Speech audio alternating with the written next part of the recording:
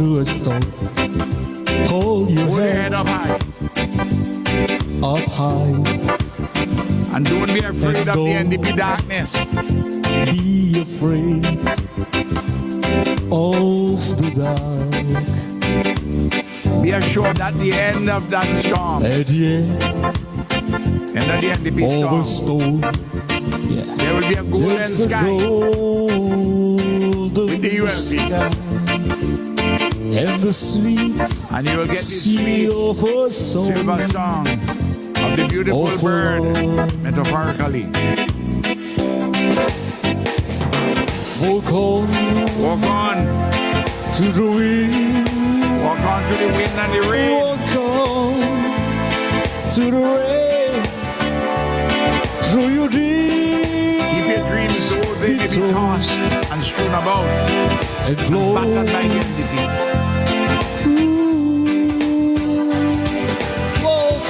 Walk on. Walk on. Walk on. With hope. Keep fresh hope in your heart. In your heart. And you'll never. Knowing fully well that you'll never walk alone. Labor is there with you. The Comrade is there with you. You'll never walk alone.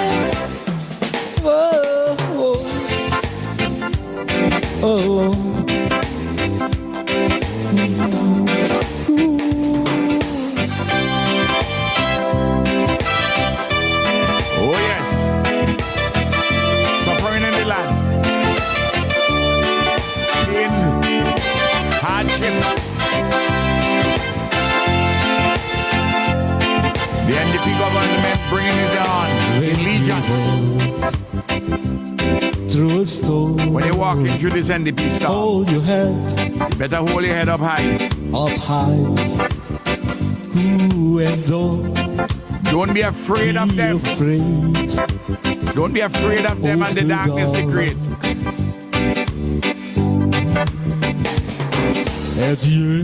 At the end of the NDP storm, there'll be a golden sky. Labor will be there, the Comrade will be there with you, God willing.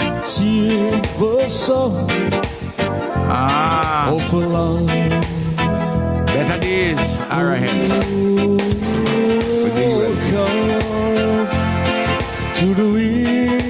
Walk on through the rain, walk on through this, all the storm. And keep your dreams. Don't let them take those away from you. They will try and batter them. Keep your dreams and hope. Fresh hope in your heart. And faith. And love. In your heart. Love for one another. In solidarity with each other. I assure you, you will never walk alone. Labor will be there, the Comrade will be there. You'll never walk alone.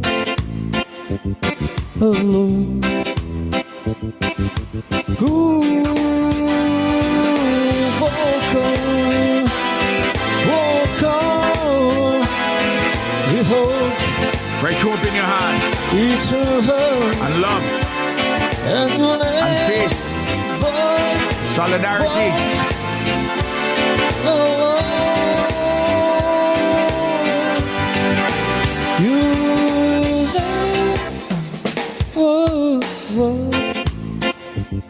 Alone.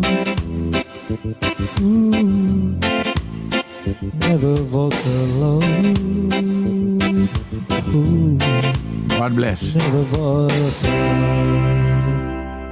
Comrades and friends in St. Vincent and the Grenadines, brothers, sisters, all across the Caribbean, the Western Hemisphere, Africa, the Middle East, Asia, our brothers and sisters all over the world. I see my brother Bling has come in. I hear had a flat tire. Yes. But you're all right now. Yes. God bless.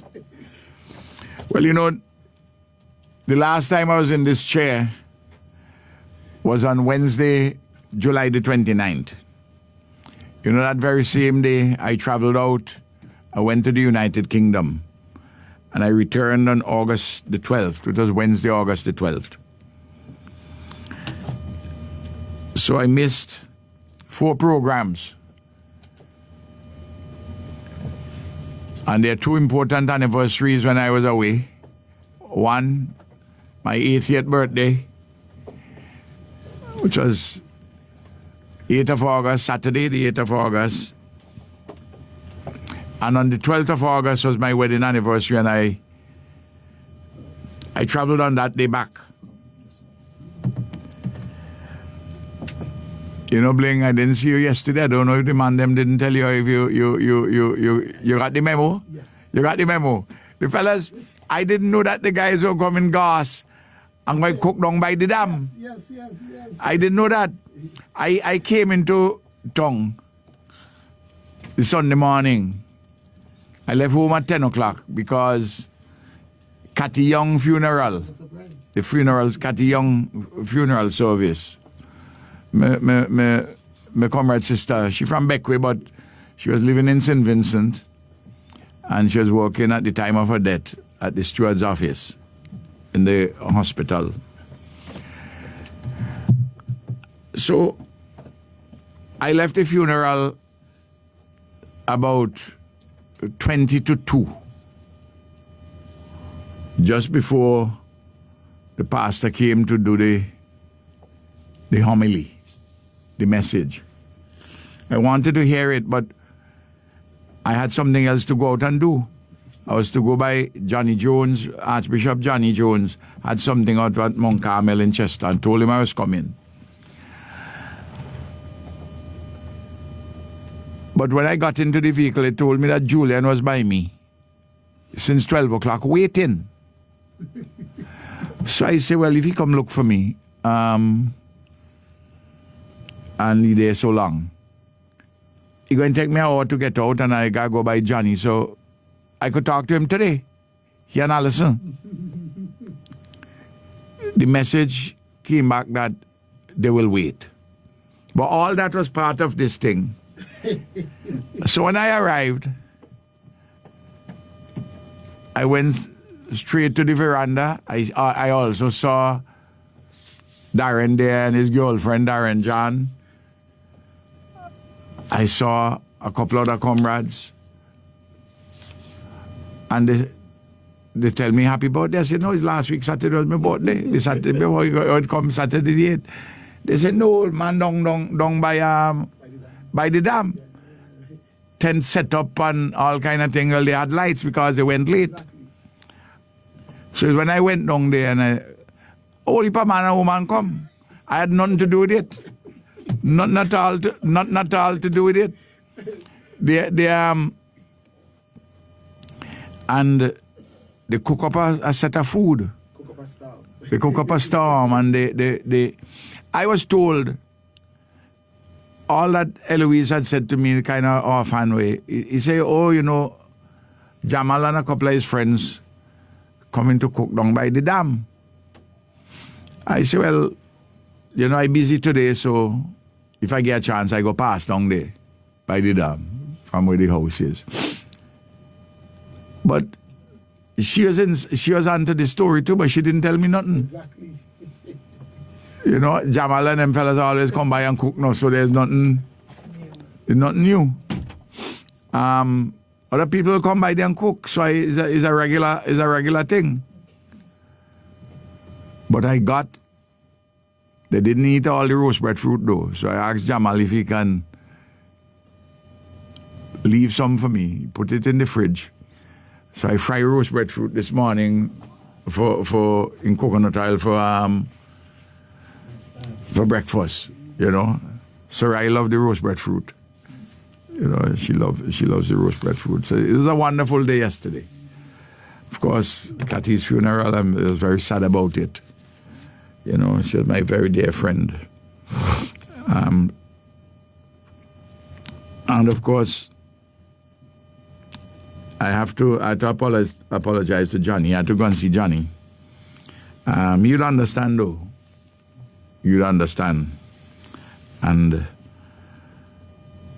I'll have to find myself at Mount Carmel probably on Sunday coming.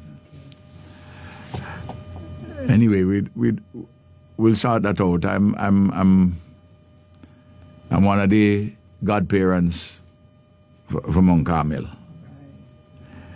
Now, when I was away too, I missed a couple of funerals and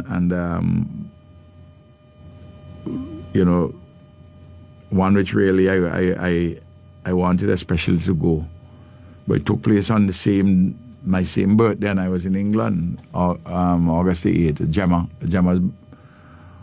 Gemma's funeral. Gemma Collins, now from her family had a very sad period recently. I have to pass and go and see the family. I know Grace was at the funeral. I believe Comrade would have been there too.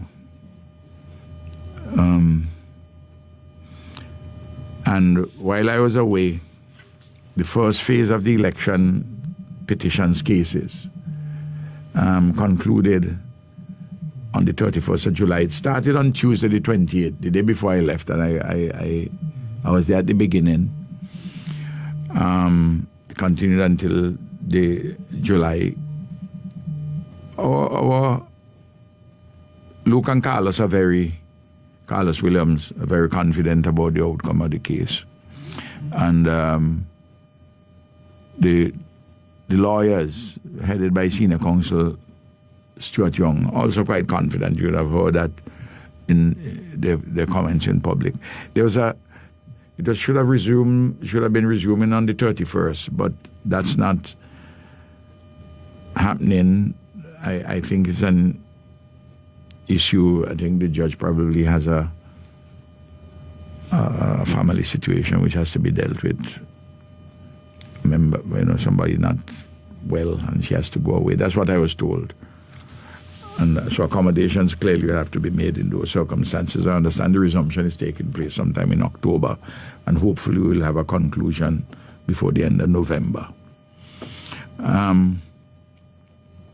Meanwhile, we continue to do our work on the ground.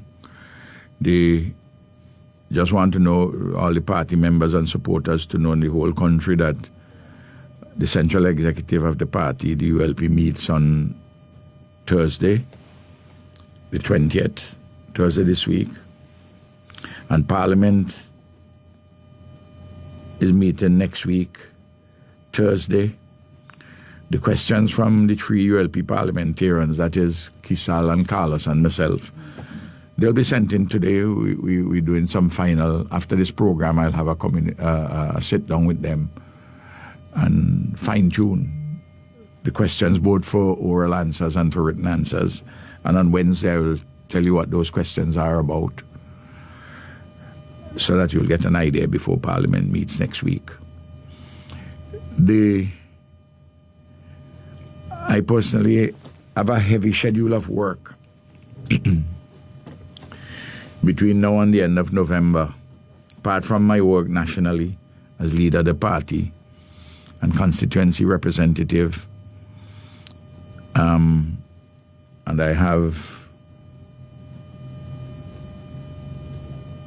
Tuesday the 25th. Next week, Tuesday, the preliminary inquiry should be starting in the case which I'm doing pro bono work, Ronnie Marks and I, for the young lady from Connery who was charged for murder, the one whom we got bail for on the murder charge. But I have at least 5 speeches I have to make overseas. I have to do one in Trinidad, I have to do one in St. Lucia, I have to do one in Barbados at the university, I have to do one in London, I have to do one in Washington, and the one in New York.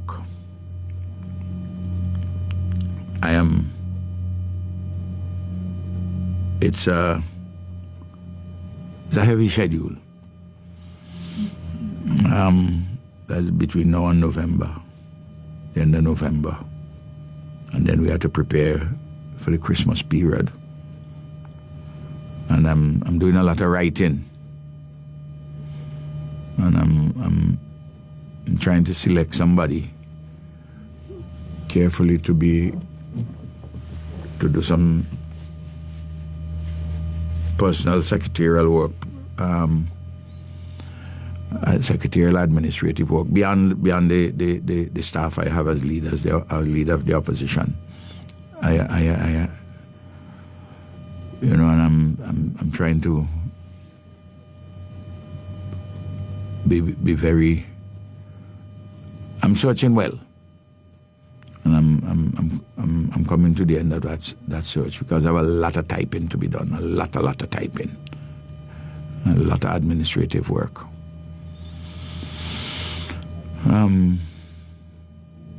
It's a busy period.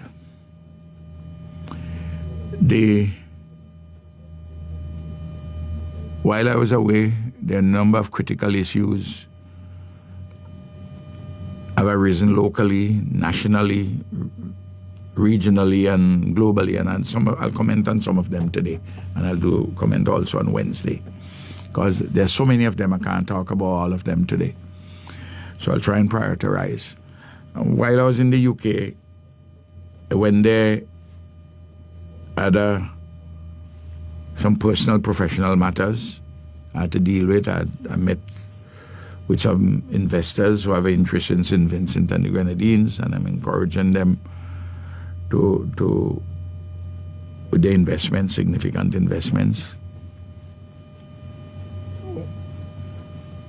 Hopefully, when those come to fruition, I will talk. Met a number of Vincentian nationals privately. At breakfast meetings, lunch meetings. People who know I'm there call me. They bring their friends, whether Vincentians.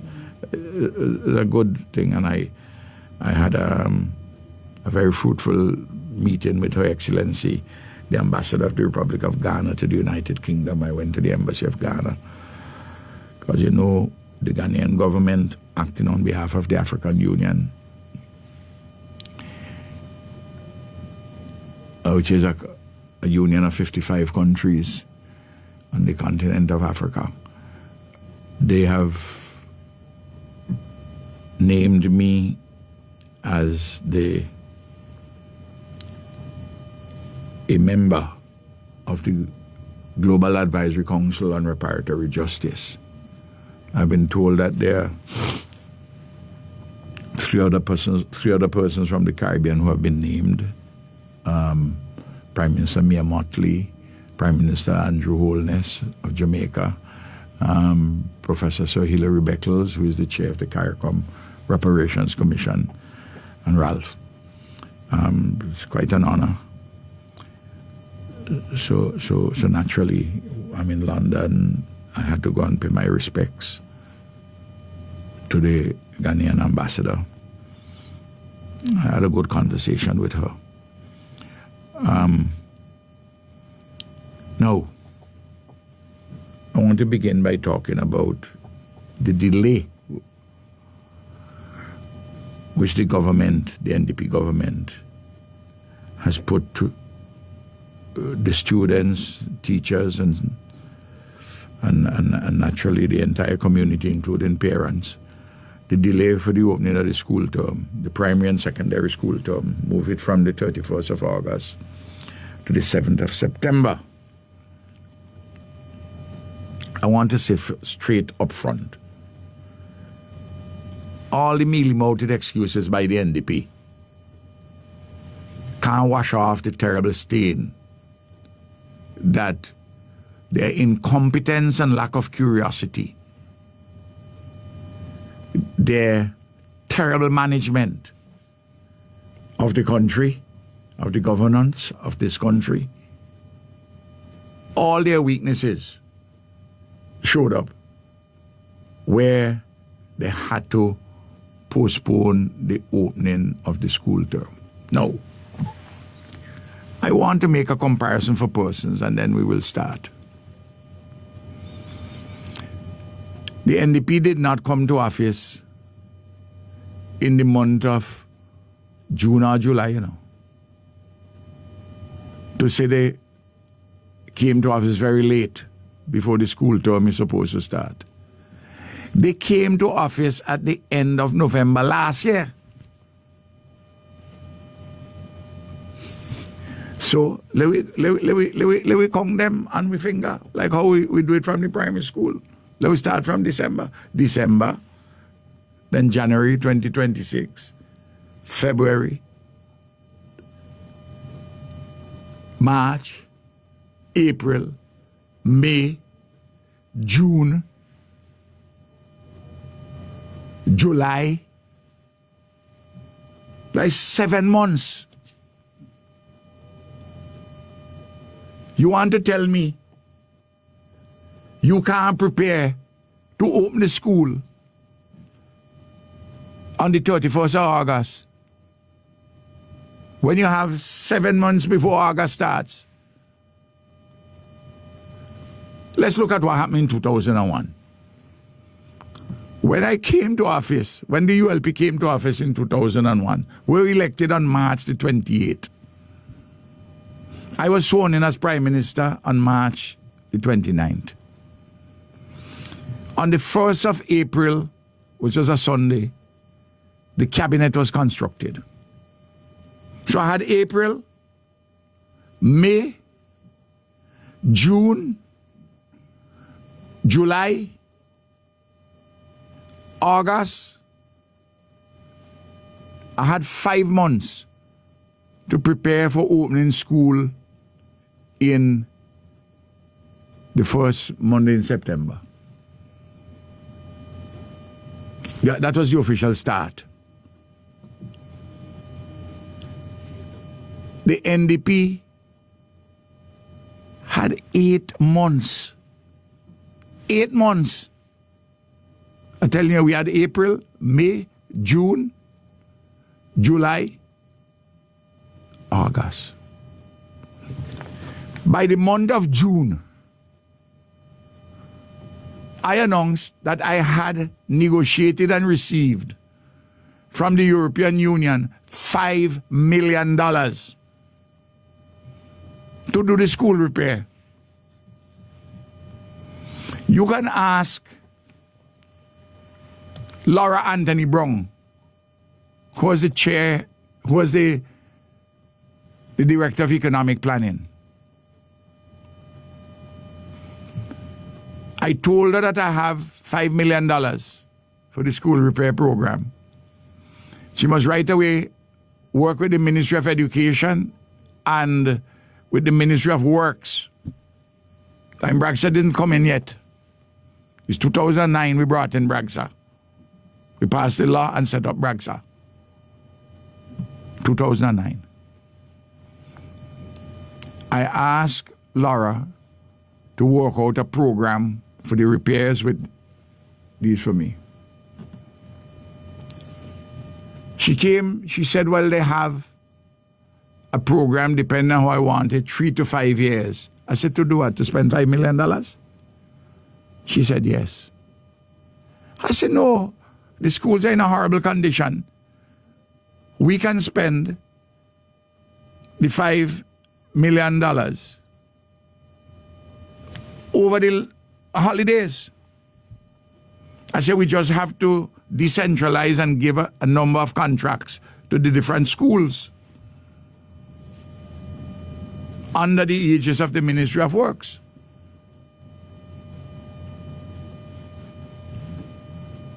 She said, but you think we can get all this work done?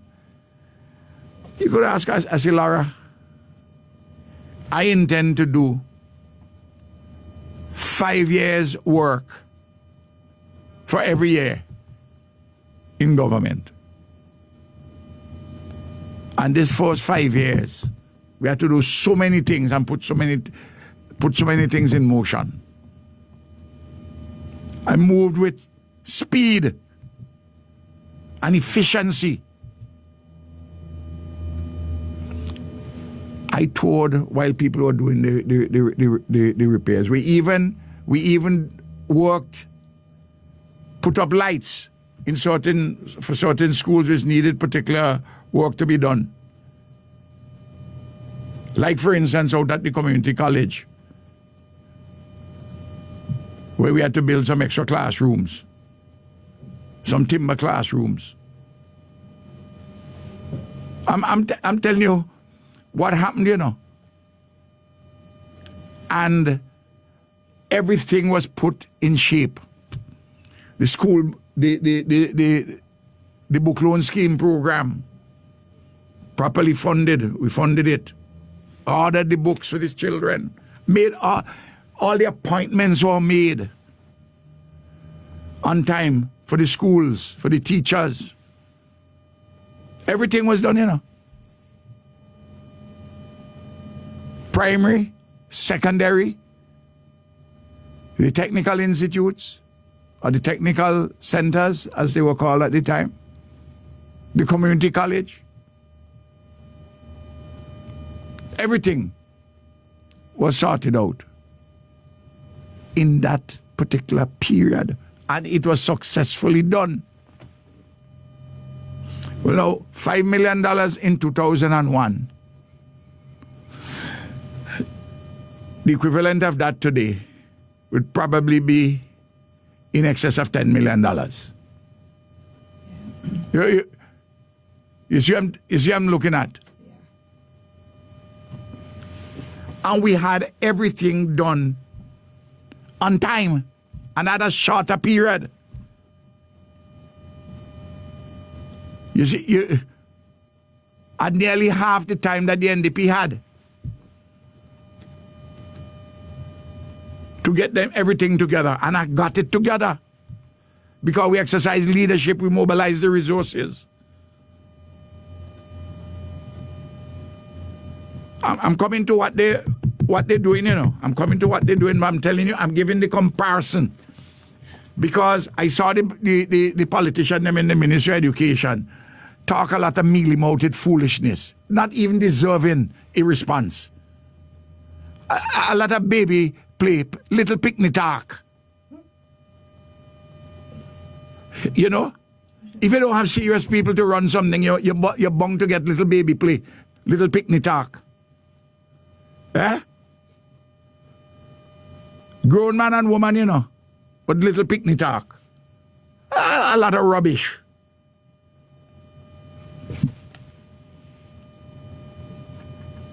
I want persons to put their selves back in 2024. Remember what happened in 2024? On July the 1st, my dear sister, a Category 4 hurricane struck. Mash up all the schools them in the Grenadines. Listen to me. We acted so swiftly. Lower Bay School, which is not a government-operated school. I'm talking about the private one there. Where a good lady, Mrs. Friday, Godwin Friday wife. We did fantastic work there. We built over the thing. She wrote me a letter thanking the government. I never talked about this before. Because I don't want to write. I don't want to talk about all people who thanking. A lot of communication thanking. Maybe I should have talked more about those things. You know? But I say, well, people will see what we do. We took care of schools which were not owned by the government, you know.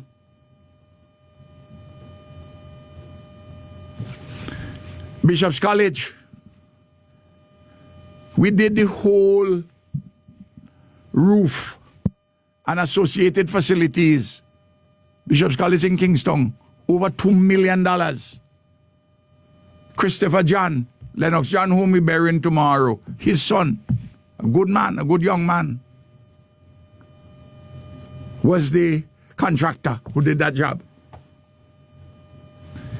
And other than those schools which had suffered phenomenal damage as a consequence where they suffer destruction.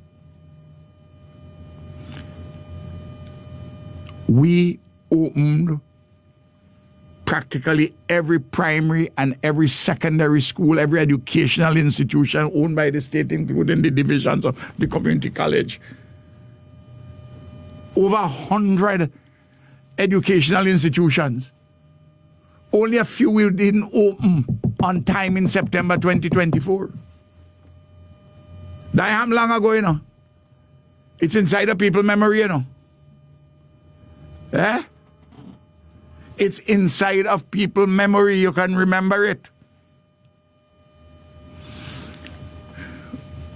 We had to delay opening on time in Myro. That opened 2 weeks late.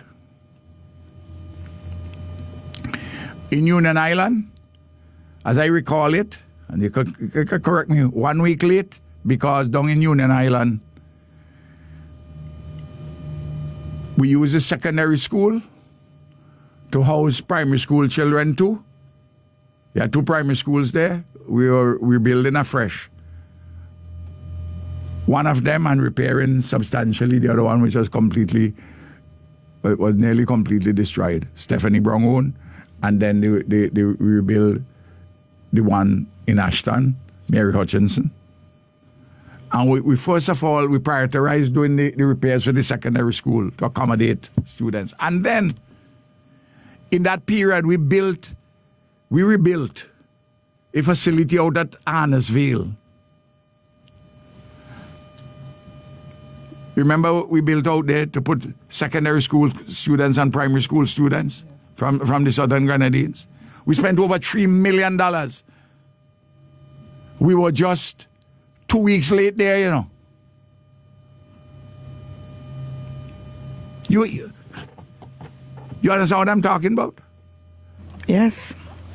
The school in Georgetown, the secondary school, they had children, they had people who were, it was a shelter there. Also up at Langley Park, I went personally to those places and tell them how we're moving them out and so on and so forth. They opened 1 week late. I'm talking about an emergency, you know. When more than 95% of the schools in the country were opened on time. I had to commend Ken Bartholomew of Bragsa. We put the resources behind it, we mobilized the resources.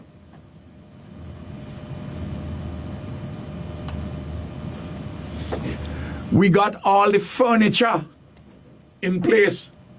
And I'll come to that just now as to how we do that annually. You could ask Mr. Scott, who's a good man in the Ministry of Education. You could ask the PS, who is still the same PS there, Mr. Michael Burke. You could ask the Chief Education Officer, Kim Martin Jack, who is now on, she's on leave, there's a new one.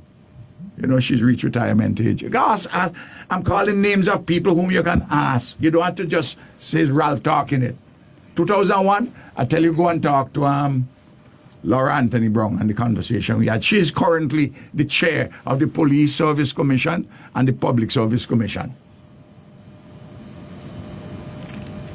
You could talk to Ms. Fitzpatrick, who was then the Accountant General, who is also now serving on those, the Police Service and the Public Service Commission. The work which we did in 2001. You notice, I give it 2001, I give it 2024. Yes. Eh? So, the little picnic them talk, which you get him coming out of the politician, them in the Ministry of Education. Go back and see the foolish talk. Oh, they had to push back the school term because they didn't have this, you know, some of the schools were in bad shape, and how the toilets which are used are not industrial toilets. It's the toilets that you use in homes, and you should use industrial toilets and so on.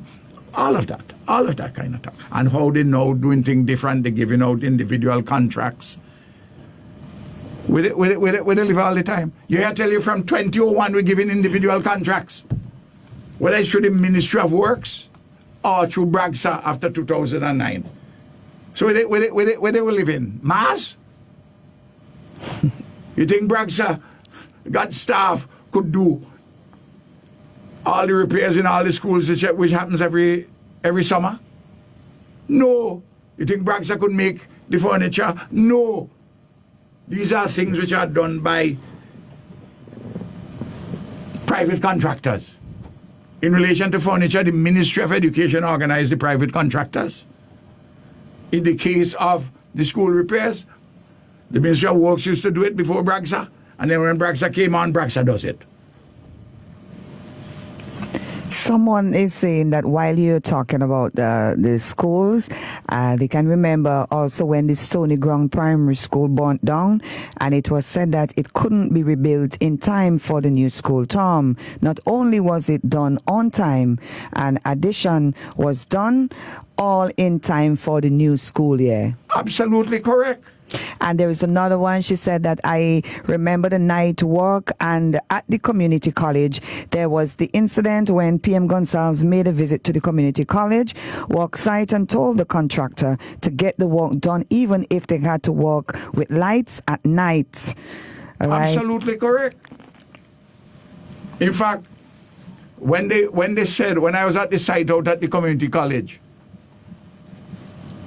and they said that they weren't able to do it. I went on a Friday, and I saw that they started to clean the tools at 3 o'clock. I said, where are they going? They say, well, you know, it's Friday. And I said, you all elected me. I told you all I'm going to expand this thing out of the college. And I'm expanding it. And you telling me no. I said, no, you all have to work. On weekends too. I said, we have to finish this thing. I turn up back there the morning. A man coming drunk on the site. I waited till the contractor come and tell you, I say, we having this drunkard working here for? I say, he's a danger to himself and to other people who working. I say, I ain't telling you to fire him, but let him go home. He did stay out late in the night, and he go home late, and, you know, I say, well, you can't work if you're drunk. When they talk to me about lights, I called Julian from right there. Julian, Minister of Works. I said, Julian, organize the lights. This is what they're saying. Julian said, there's no problem. I'll organize the lights. So what the caller is talking about, or sending information to you. There are dozens of cases like this all over the country. All over the period I'm talking about.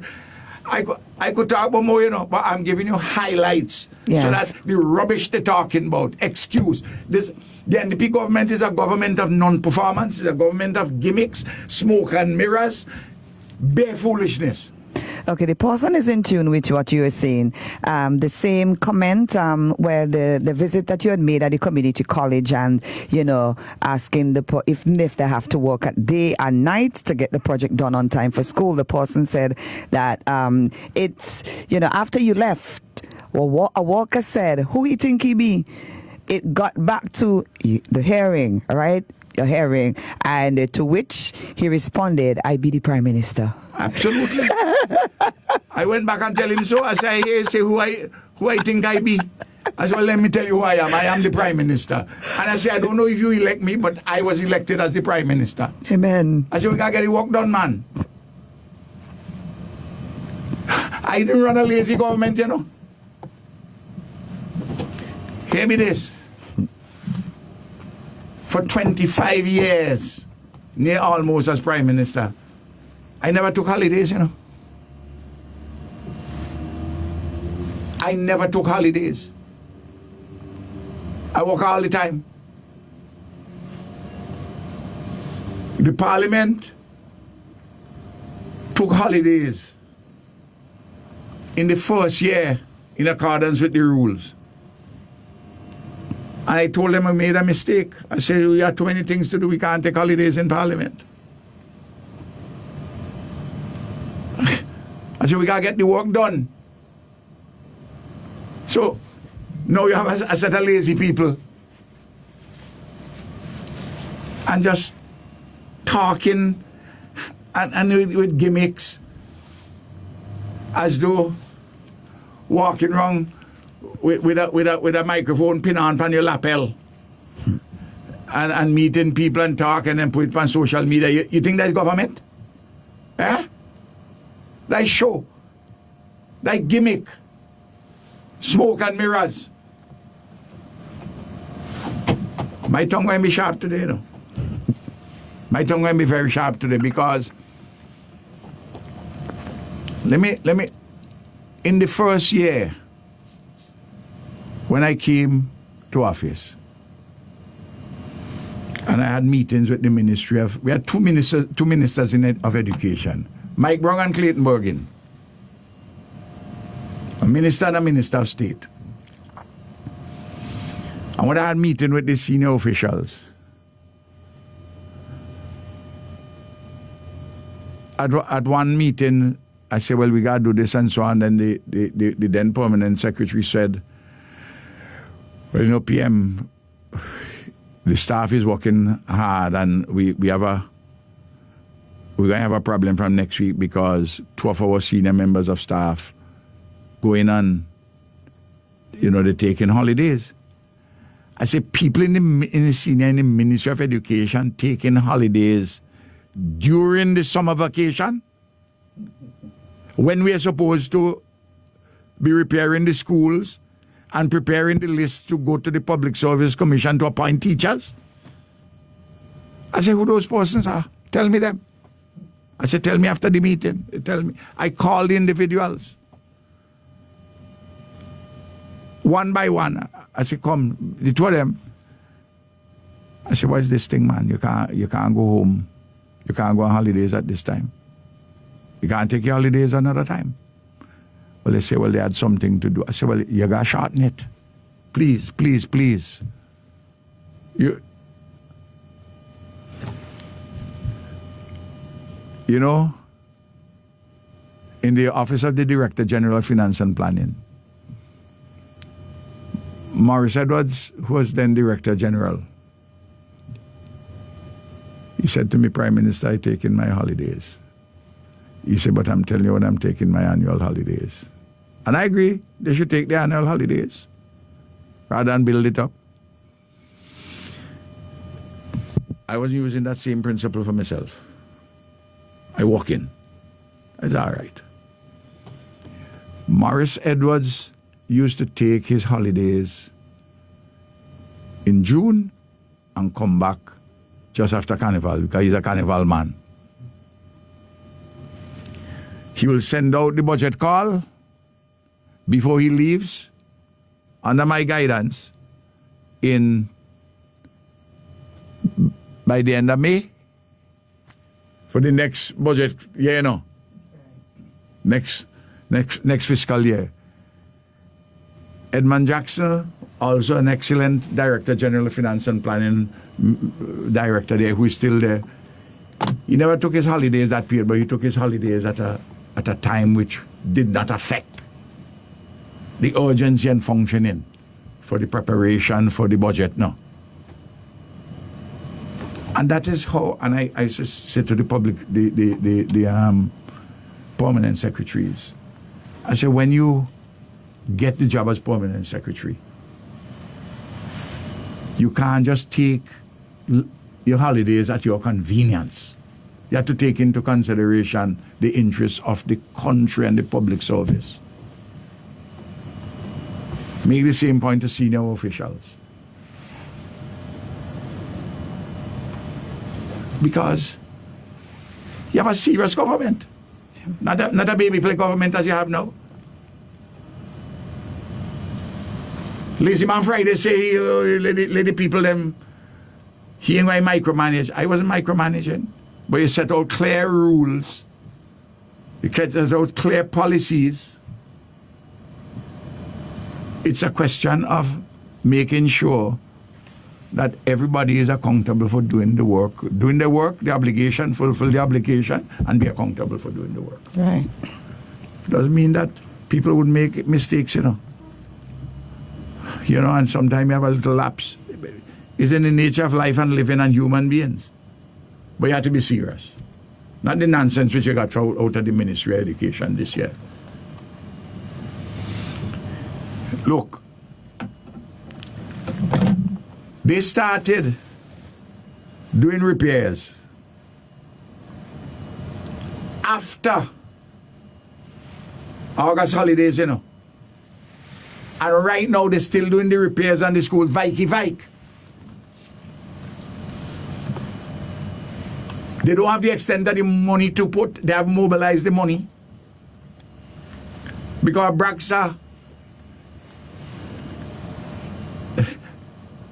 money is the oxygen of repairs, you know. Yeah?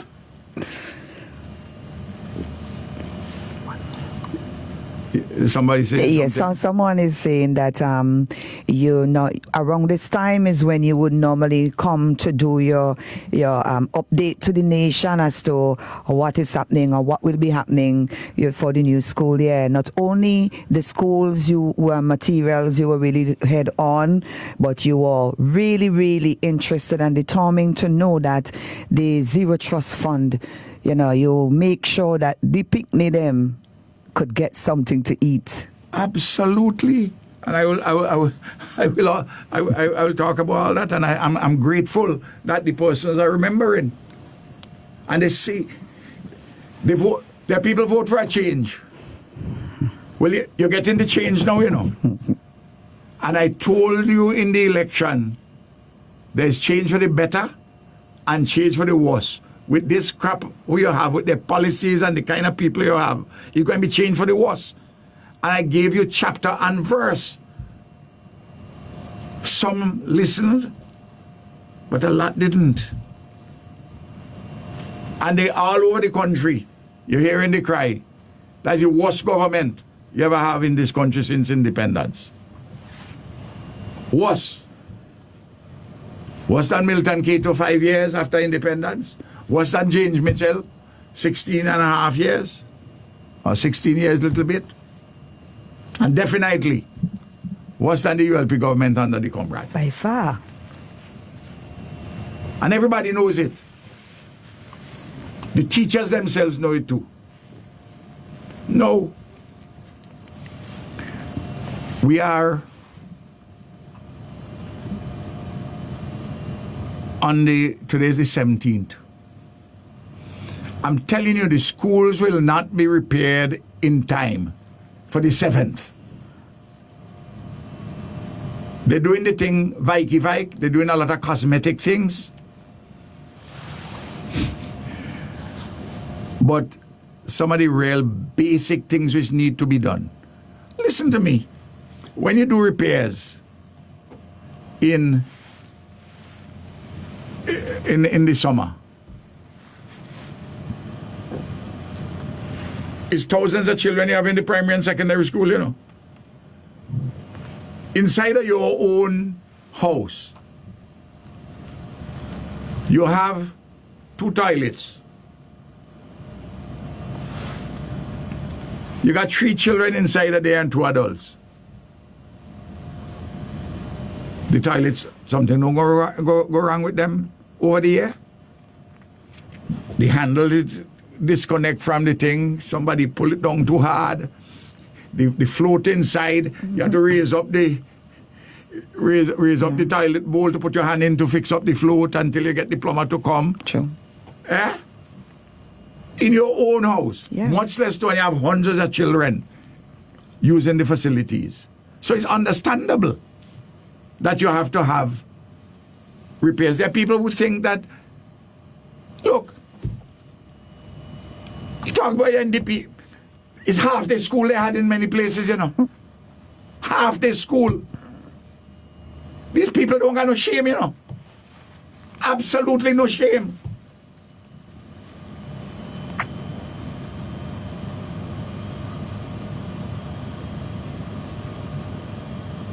Eight months. Friday got to go to Taiwan. You wait till things to be done in the school. You gone away for a whole week. I'll come to that just now, you know. I tell you, my tongue today is going to be very sharp. Because what is happening is rubbish, foolishness, poor governance. All falling down, you know.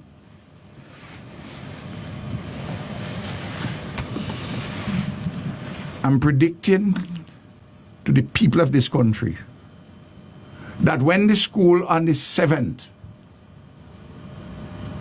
I will not be surprised if some schools don't open on the 7th. The work which is required to be done. You can't complete all the work in 4 weeks. You hear what I'm telling you, my dear sister? Yes. It cannot happen. And some of the things would be done in a cosmetic manner, like a show. You know, you can put lipstick on a pig, it's still a pig, you know. It is. Eh? You could put lipstick on Miss Piggy. It's still Miss Piggy. Eh? And what I'm talking about, everybody knows what I'm talking about.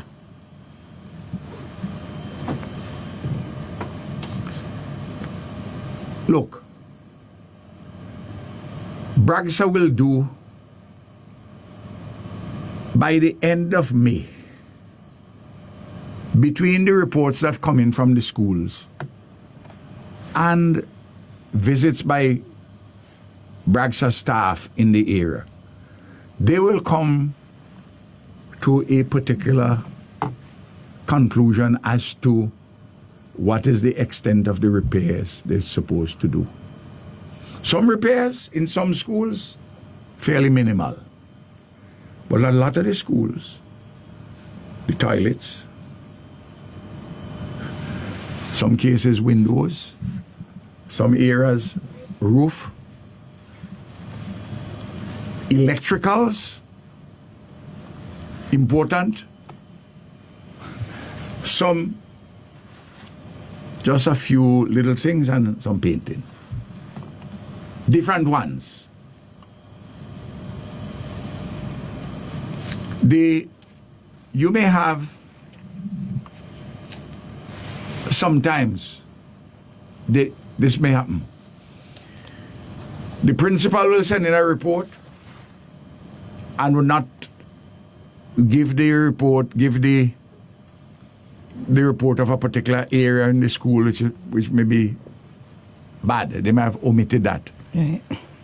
And Bragsa's assessors might have missed it.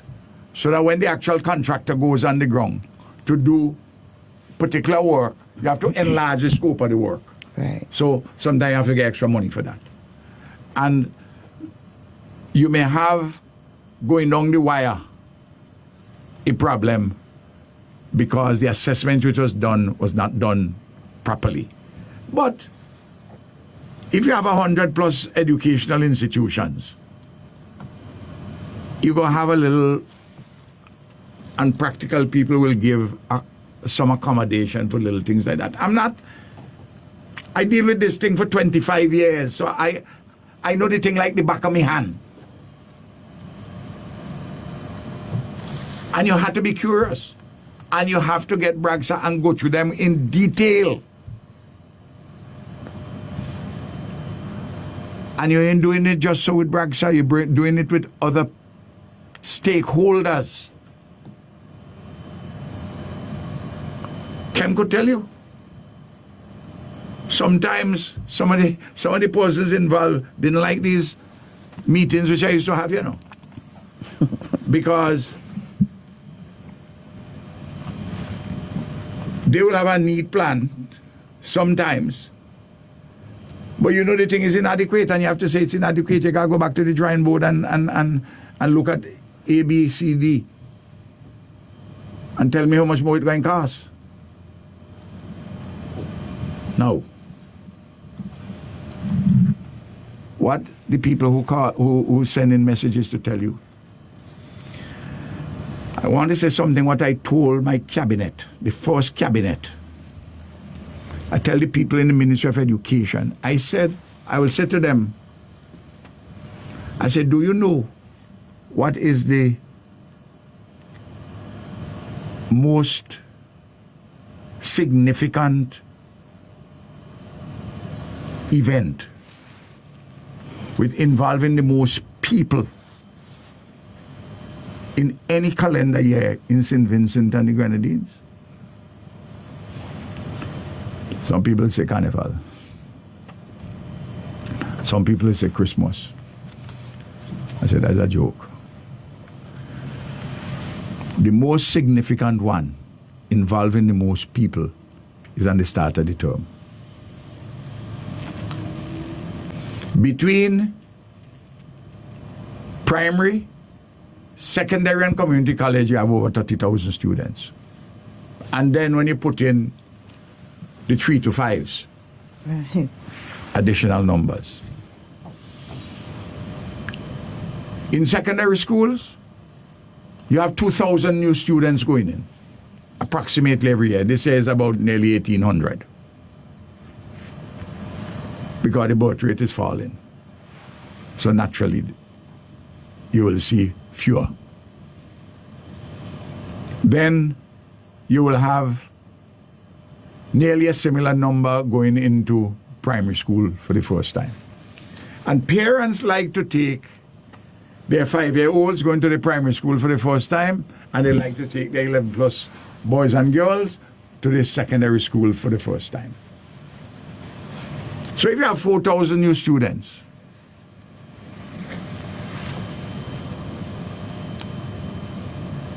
you're talking about optimally 8,000 parents, because each child has 2 parents. Sometimes they double up. True. You know? I used to love that PM. No. So then you have between the primary and the secondary, not community college, you have about 2,000 teachers.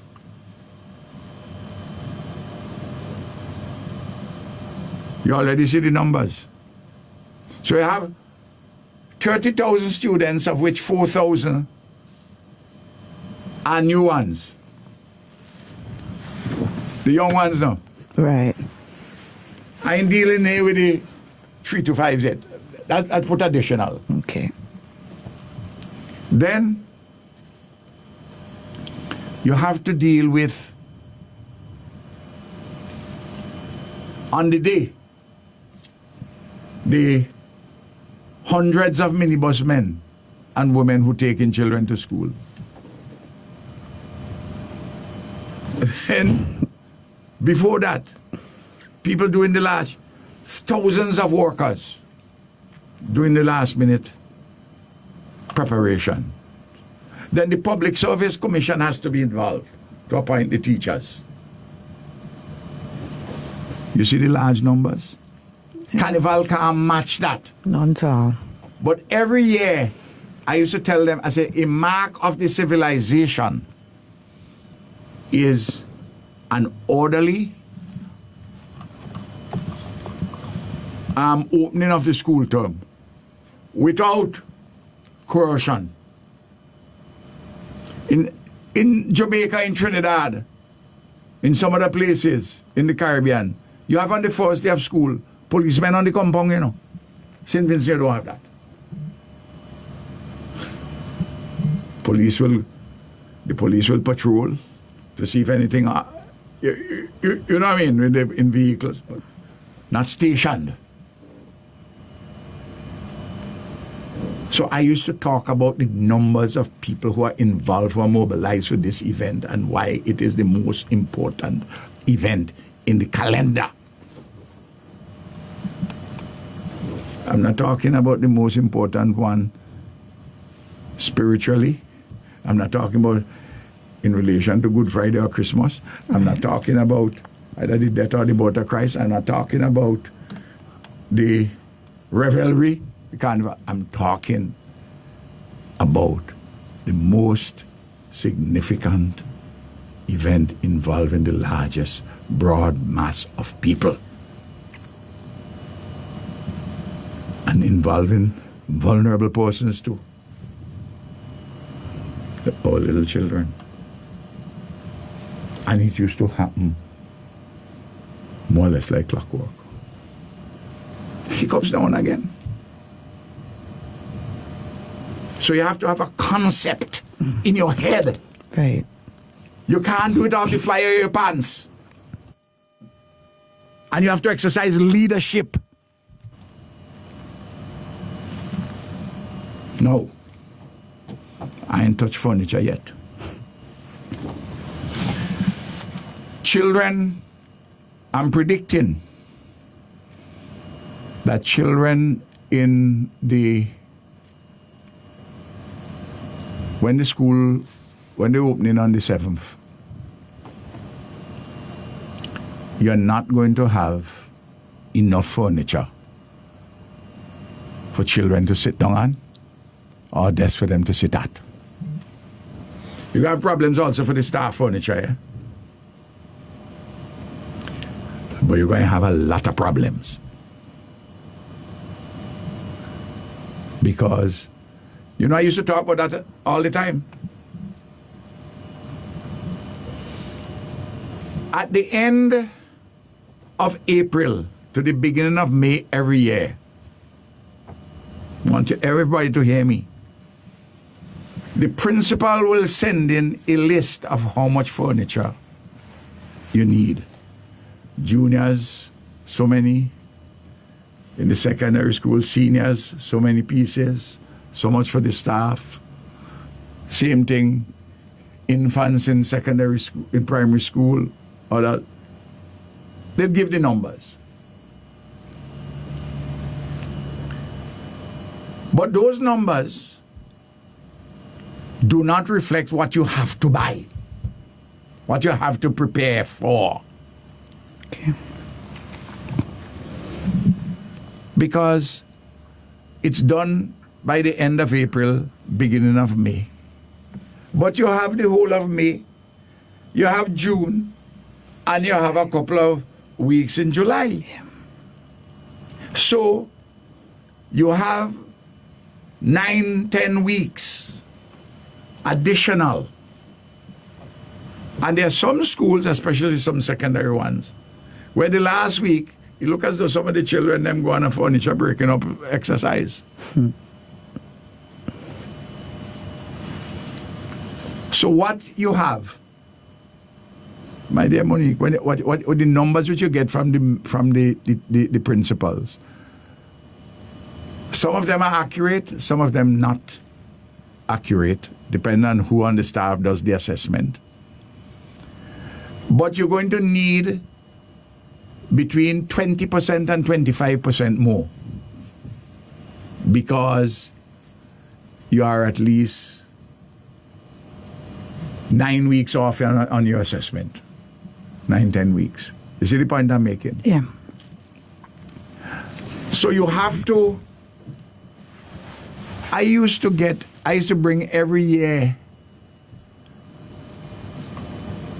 from the time the month of May hits, certainly before the end of May, I have the first meeting at the cabinet room.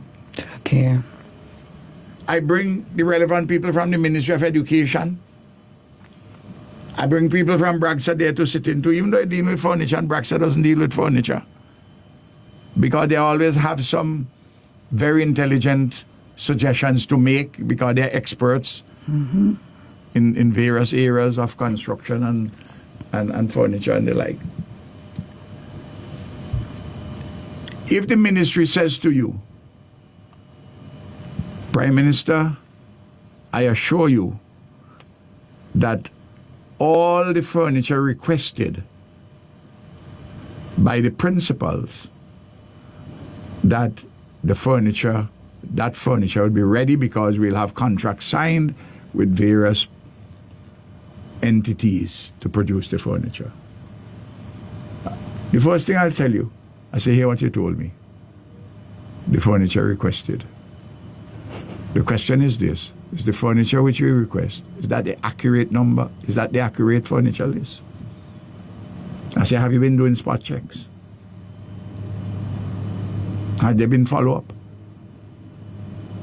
I say, what is the usual shortage you have in production from what the requested list you get? And then I say, well, you have to order more. The furniture wouldn't go to waste. And that is how, and I will repeatedly deal with it over the period until school opens. Friday will say, Ralph is micromanaging. No. Ralph is exercising leadership. Amen to that. Amen to that. Because I am not the one who doing the ordering. There's a permanent secretary, and then there's a gentleman, I tell you, a good gentleman, Mr. Scott. Joseph Green is also there. Joseph, I think, has retired. Man from Hungary, a good man too. They are good public servants, you know. And I want to big them up. But you have to be properly led. And the checks have to be made. And even when you do all that, Monique, sometimes you see some slip-ups.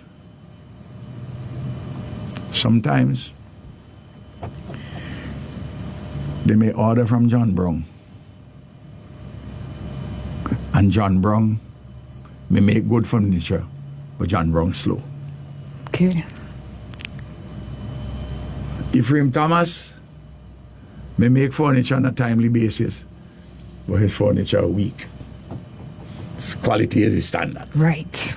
So you have those individuals, they have to keep a log and to check and to see who they could assign which type of, how much furniture to. I don't want to call the name of anybody, but you take a fella like Dyer up in Spring Village. Anytime at the last minute you see you have a difficulty and you call on Dyer can produce furniture for you. You got one or two of them like that, but Dyer comes to mind because he has a pretty good professional operation. Right. He's not the only one, but the others too. Okay, someone is asking, they wish that the education ministry should really focus on the tidiness and the cleanliness of the schools.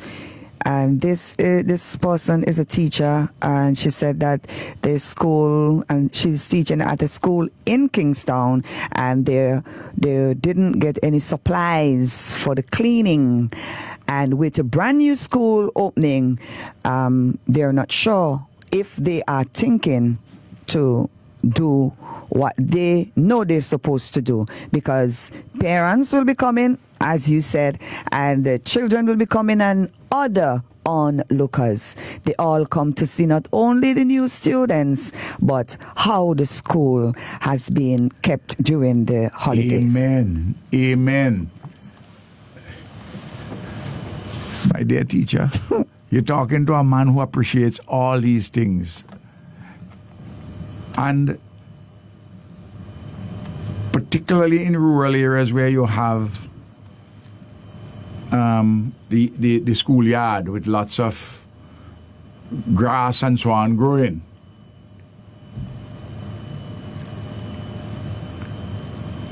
They will open school, I'm telling you. With the grass so high, you think you can bring cattle to eat down the grass? Eh? Because they're not dealing with the issues in the detail they should be dealt with. They will go, the smoke and mirrors government, the gimmicks government, they will go to a school, which they have done reasonable work on, and they'll turn up there with a gadget on your lapel to record you, a microphone. True. Eh? While you're on schools, someone is asking, will the building that was burnt at Kittels be ready for the reopening of school? Well, I got something to say about that too. I got something to say about that too. Eh? I got something to say about that too. I was waiting, No. Come in. You're going to have, like what used to happen before the ULP time, children standing up, don't have anywhere to sit down. And parents who could afford will bring in a desk or a chair. You hear what I'm talking about? Yeah. No. Kittels School. When that place got burned. I think sometime last year. Yes. Just within days of the NDP coming to government. Yeah.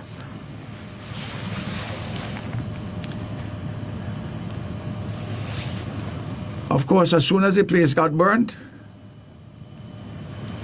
they said Ralph burned it.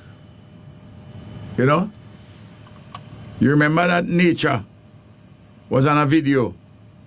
Say, oh, look at it, it's burning. Would somebody please call the fire brigade?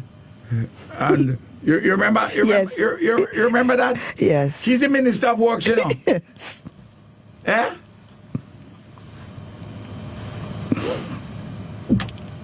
Really, baby, play government there, eh? But what? I left Goss the day after. And I reached Kittels before anybody from the government reached in the morning, save and except somebody from Braxa. But Kem met me there.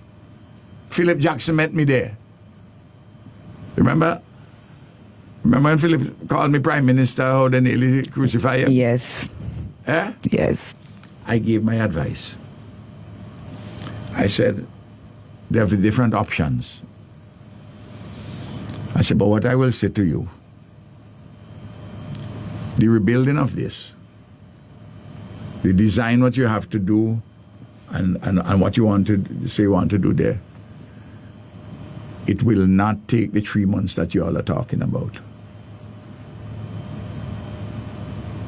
I said, do something, timber buildings. I said, because we have to make sure that grade 5 and grade 6 common entrance, and the CPA. I said, there's enough space in the yard to do that and the place for the kitchen. I said, that could be knocked up as we used to knock them up in 2-3 weeks' time. Then could be dismantled, but you can't, you partition it off and you do your repair behind. They decided that they're going to clean out the Camden Park site. The what you call it there, the community center. I say it's not a good thing to have little children being transported to go so. and to separate this. I say it costs a little bit more money to do what I'm suggesting, but and it would be the best thing for the education of the children. Of course, they didn't pay me any mind. They said they had the transport go organized and all the rest of it. Of course, the transport became problematic because I know they weren't going to pay the people on time. I know what I predicted all of it, you know. I predicted all of it. And I say, you can't build over that building and upgrade it with words, you know, you need the money and you have to do the design and you have to see how much money it is going to be. I say it's going to take far more than the 3 months that you all talking about. I say I could knock up something. Good stuff. Working day and night within 2 weeks. To accommodate now. What would have been required? The classes which were, and they do some readjustment in the meanwhile. I even said, the students, those students whom you have staying home, I said we can buy tablets for them in town. You know, I say what? $200 for a tablet. $250. It's no big set of money. We might have to do 40 students, 50 students. You right away though, I just rattling off suggestions. Because it's a proactive manner in which we are doing things. Jackson said, don't worry, we will sort it out. We will get everything done. Well, the students, the parents and the teachers, they must tell me if they work it out.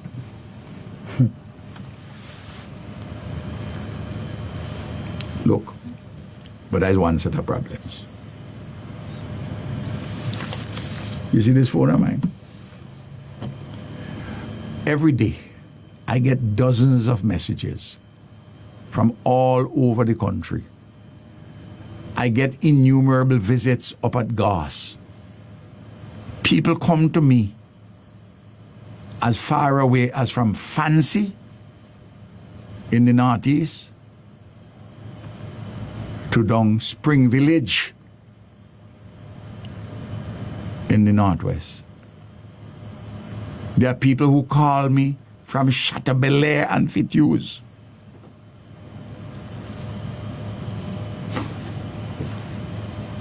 All of their cry is the same thing. The school, the book loan skill program has pretty much collapsed because they ain't put money to replenish it in sufficiency. There's a mother who has a daughter going to Form 4 in the girls' high school. She called me. You know, you have some mothers, single parent. They apply for everything for support for their child. And a bright girl too. Lotto, they say they doubt they're going to get any money from Lotto. They did the application. They went to mobilization. She said, I get the runaround. I say, not really the civil servant them fault. If they didn't have the resources, they'll tell you come back and come back. I said, that's what you call runaround.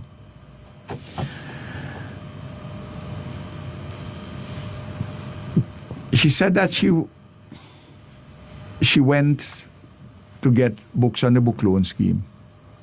Last year when she was going Form 3, when the daughter was going Form 3, got the adequate number of books. She said she didn't get one book for Form 4. And this is GHS, which, as you know, is one of the better organized schools in the country. Mm-hmm. They have good leadership and they have a good PTA. Yeah? Well disciplined. No.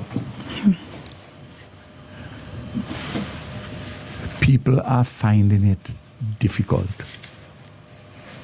The lottery, the NLA, is miserly. Well, I've spoken about how they're limiting things these days. For students going to secondary school and community college, the lotto used to help them to the tune of more than $500,000 a month. You take out the holiday period, the number was just shy of $6 million a year. You know what I'm telling you about?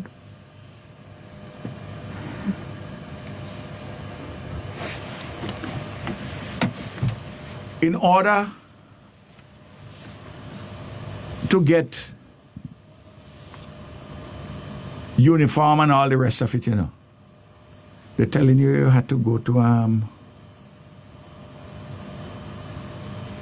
constituency office, you know, and put down name. You remember the burial? We put by jacks. We had vouchers. For the Grenadines, people having vouchers, depending on the children, $500, $600, $700, $800 for vouchers.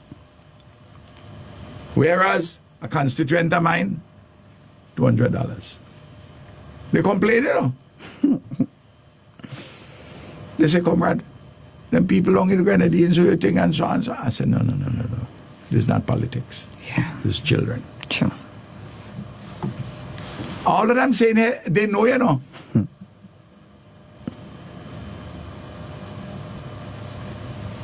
And I love every single area and all the people of St. Vincent and the Grenadines. But as the votes would show, in some areas they don't love me nearly as much as in other areas.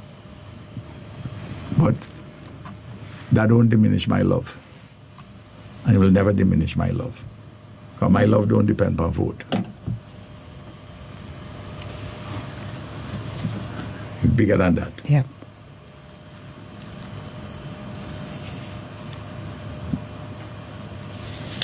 The university scholarship, the tuition scholarships, they don't know about that yet. Students going to college, well, I understand on Tuesday, I haven't heard this officially from the government or from CXC, but the persons who have come by me down to Saturday, more than one set of parents who came by me for the children who go into to college who need assistance. They say that it's Tuesday they have in the results coming in from CXC. Right. That's what I didn't know that. They're the ones who informed me. And that by Wednesday the registration going to take place and so on and so forth for the college. At least they're having a meeting and then the registration. So I'm keeping in touch because the people are keeping in touch with me. Yep.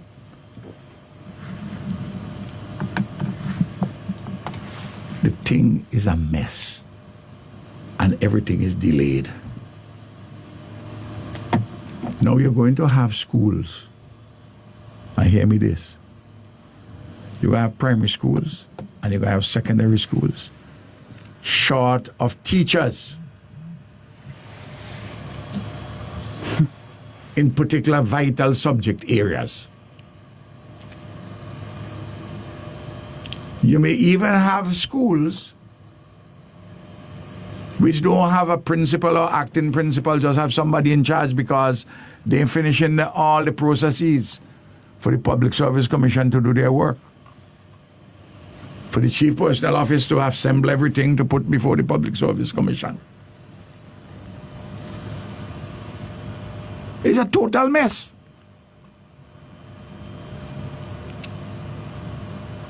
And I understand the Minister of Education is not so well physically, and I wish his return to full health. You know, I know him, I know his family, and I wish him all the best. I don't wish evil to people.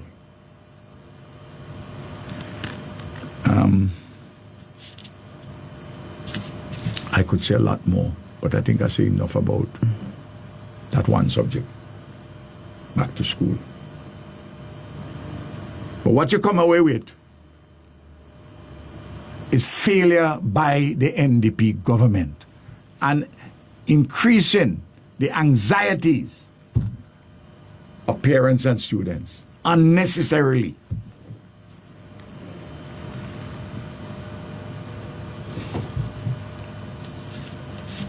I want to talk about promotions in the police force, and I want to talk about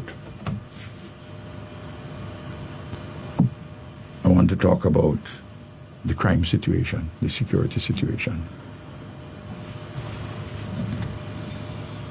Now, as always, I like to begin. We're now 11:30. You're doing all right. Yeah. You're doing all right.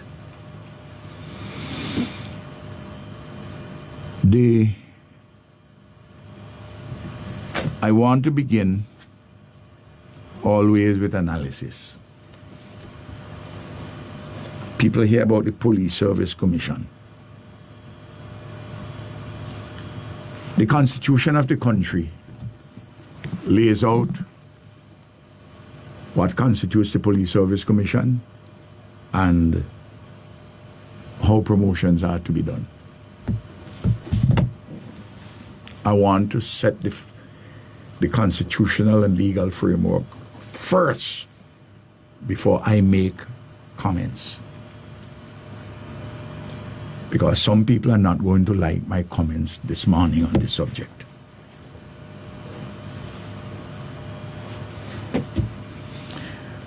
Section 84. Listen, I don't have any dog hunting in this race other than the people of St. Vincent and Grenadines, and the welfare of the people whom I love dearly and whom I've given service to.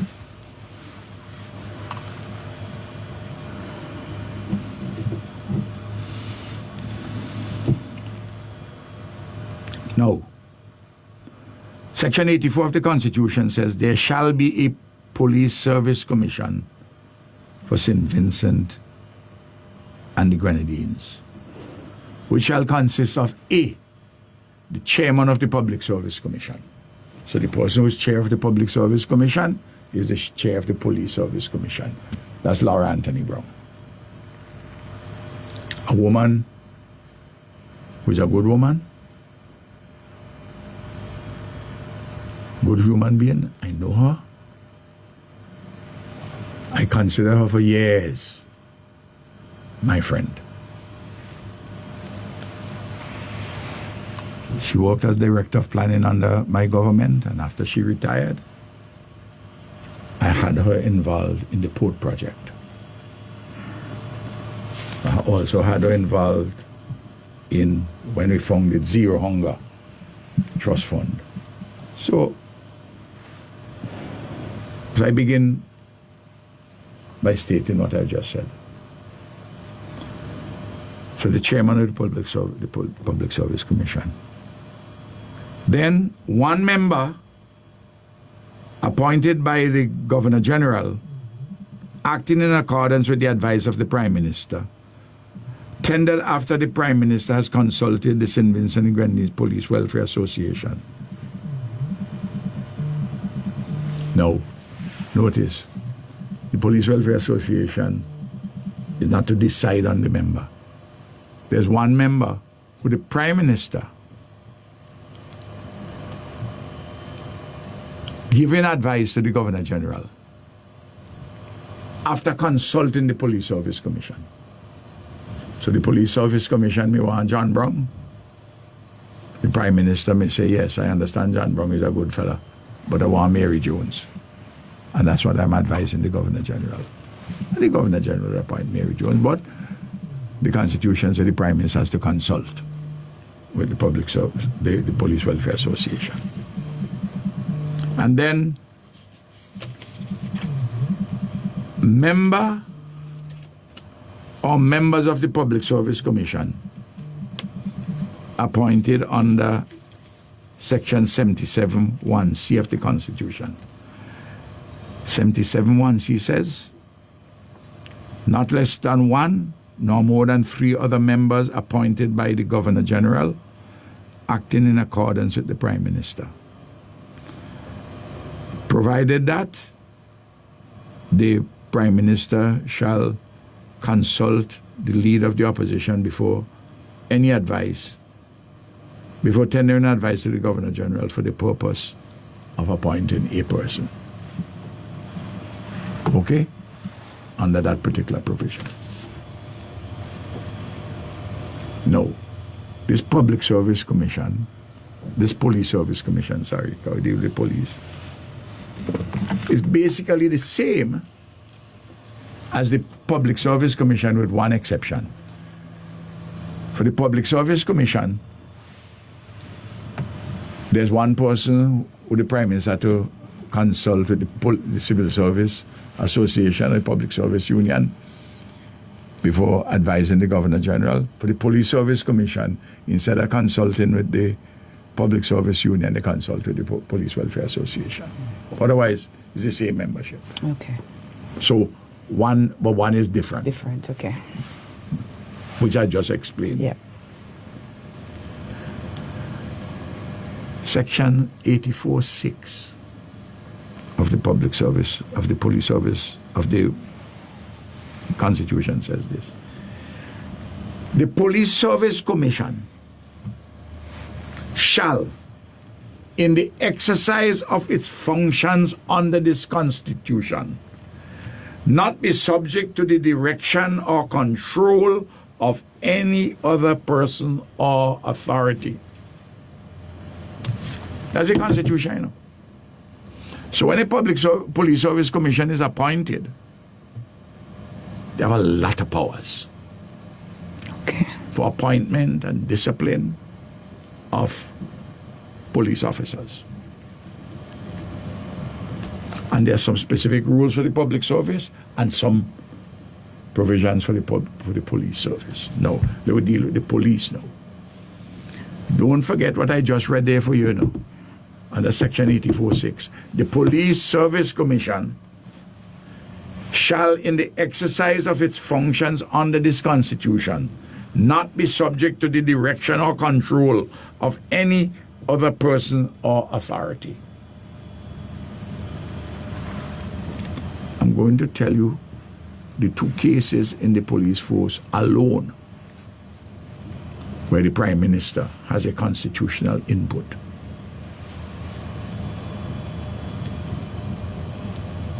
And that's the Commissioner and Deputy Commissioner. Let me read what the section says. Section 85(1). The power to appoint a person to hold or act in the office of Commissioner or Deputy Commissioner of Police shall vest in the Governor General, acting in accordance with the advice of the Police Service Commission.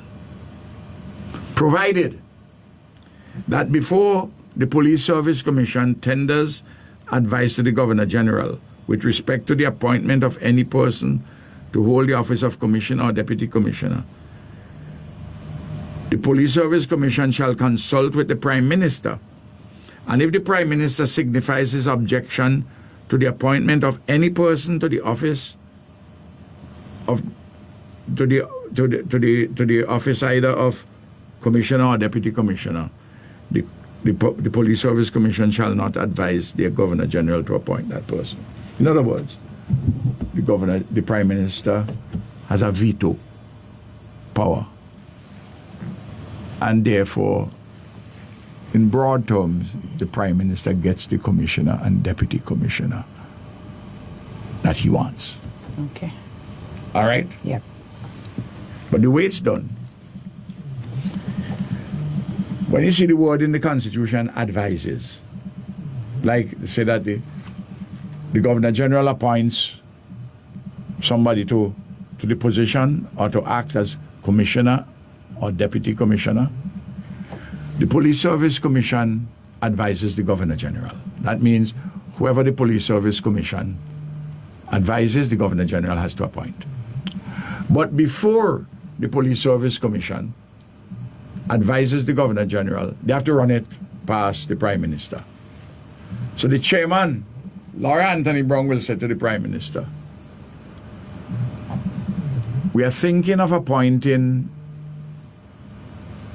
John Brown to be commissioner and Ephraim John to be deputy commissioner.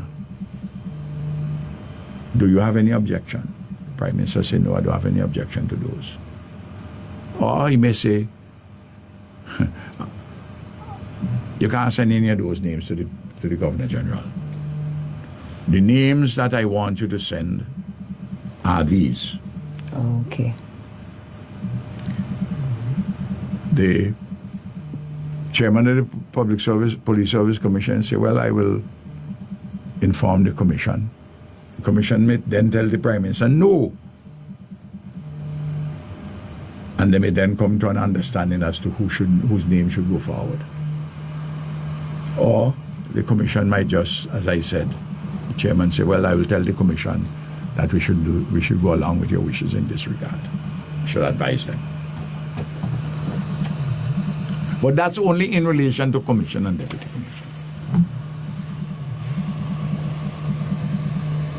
So that when Trevor Bailey is appointed from today to act as Commissioner of Police, because the Commissioner is on leave and Bill Williams is on leave. I see the report that he's on leave for 150 days. He has a lot of leave. 150 days, essentially 7.5 months leave. That is to say, 20 days is a month. You don't count the Saturday and the Sunday. So you're talking about 7.5 months leave.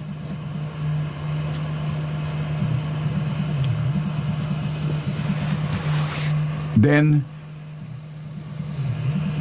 what about the other positions? Because there have been other positions which have been,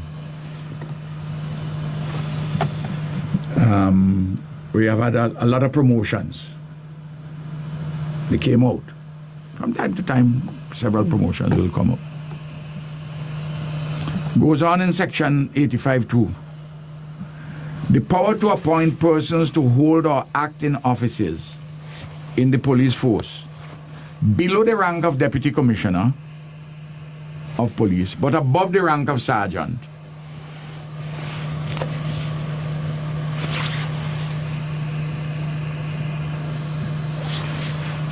That shall vest in the Police Service Commission, that power. So everybody,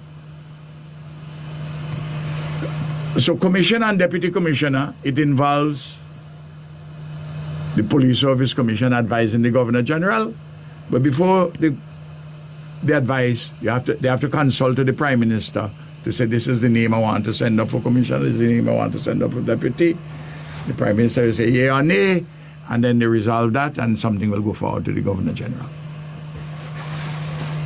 Basically, the Prime Minister will get the commissioner or deputy commissioner whom he wants. So, Trevor Buju Bailey as acting commissioner, and Junior Simmons, Superintendent Junior Simmons, will have the support of the Prime Minister. Otherwise, the Police Service Commission can't send forward those names. Okay. Yes. The people are really keeping up with you. Yes. Though there's a question. Well, someone is saying that Leacock promoting without the salary. A board whispered to that person and say the people who Leacock promoted did not get the salary because the Public Service Commission did not approve all of them. I come into Leacock just now. I come into when he run off him out earlier and I had spoken about it. No. Remember I told you, Prime Minister, and tell you Deputy Prime Minister, you know. Prime Minister. I tell the Minister of National Security. That when the Constitution say, that's why you see, I decide to explain it to the people so that they could have an understanding. Listen, well, I've been Prime Minister for nearly 25 years. And Parliament representative for North Central Windmills for over 32 years. I ain't involved in doing anything other than responsible in the interest of the people of St. Vincent and the Grenadines.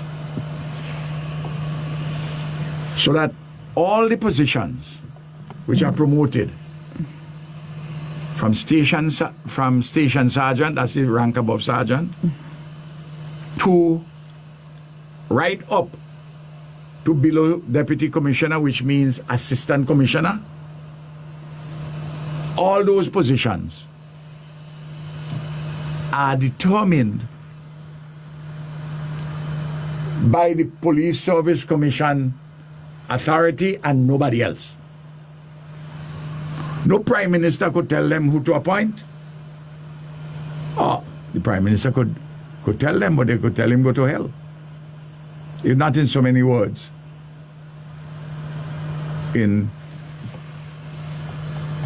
By their actions. The commissioner can't get his way either. Station sergeant up to assistant commissioner. I'm going to see you in an assistant commissioner. Because they have appointed, the Police Service Commission has appointed an assistant commissioner. Station Sergeant Smith. A politician who skipped grade, he left the police force 5 years ago because he didn't take the vaccine. Yeah. This is the law of the land. And I agree that those who, after the pandemic had passed, and my government said, well, others they can come back if they want, and most came back who had decided that they were going to take the vaccine. He decided that he ain't coming back unless his government is in power. He says so on the platform. Smith. He skipped inspector. He skipped assistant superintendent of police. He skipped superintendent of police and gone to a 4th grade above assistant commissioner. By that act, Laura Anthony Brown's Police Service Commission, by that single act, they have politicized the police force to a degree which is incomprehensible.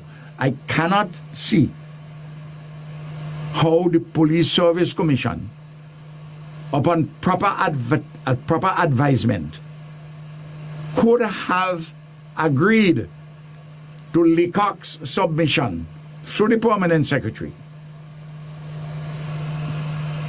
to appoint Smith as acting assistant commissioner of police.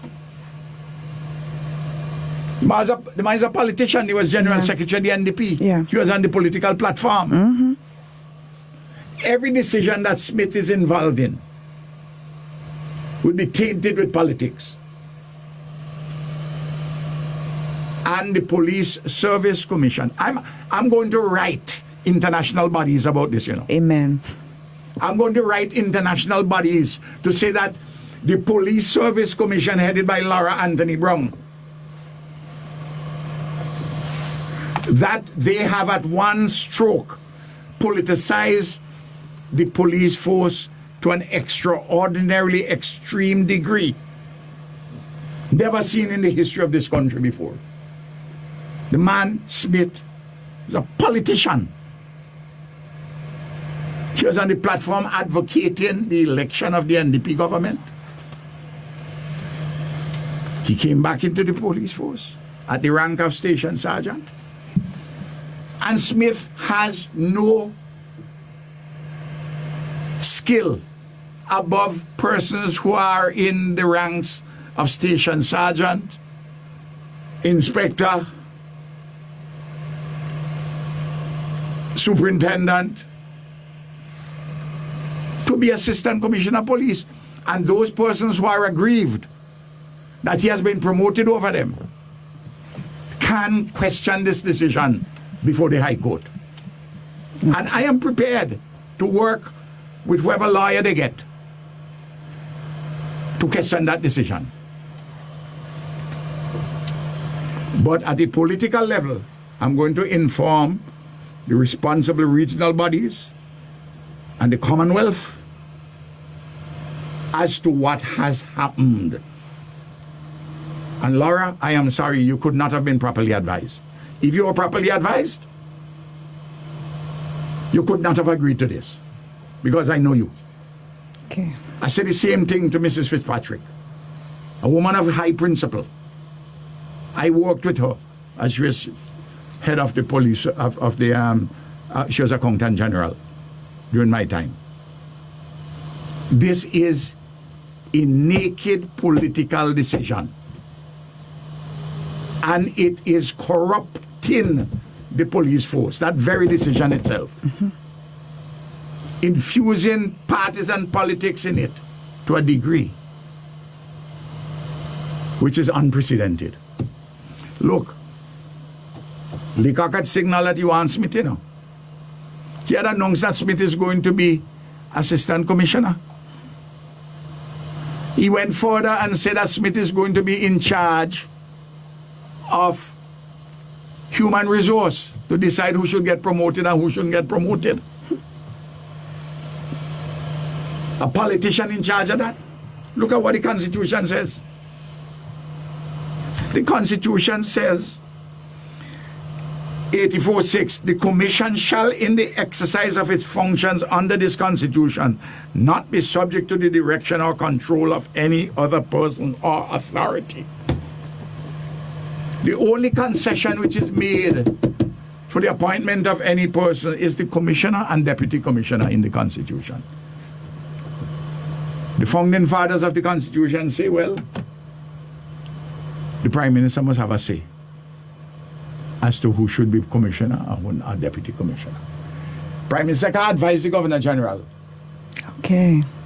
It's the Police Service Commissioner to advise the Governor General. But before the Police Service Commissioner advise the Governor General about commissioner or deputy commissioner, they have to get a no objection from the Prime Minister in relation to those two. But not for Assistant Commissioner of Police. So this is why I say this fall on Laura Anthony Brown and her commission. And what makes the matter so egregious is that Leacock had already telegraphed long ago publicly, say he wants Smith to be. Smith approaches you or anybody inside of the police force, the first thing they're going to say is a politician. Because that's what he has been for the last 5 years. And he has made no bones about his intense dislike for the Unity Labour Party, its leadership, its members, everybody.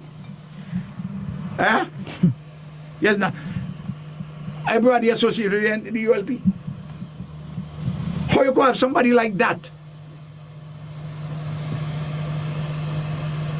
in such a high position in the police force? And you tell me you're promoting on the basis of merit? Of course, Smith has a degree. But through the education revolution, hundreds of people inside of the police force have degrees and who have lots of experience and training. Smith has gotten that position because he is in favor politically by the political directorate, and the Minister of National Security, Deputy Prime Minister, had made that plain. And he usurped the managerial function of the Commissioner of Police by saying where Smith should be put.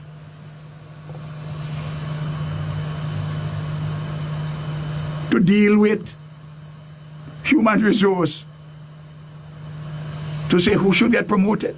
Because hear me this, below, from sergeant down to corporal, the promotions are dealt with by the commissioner.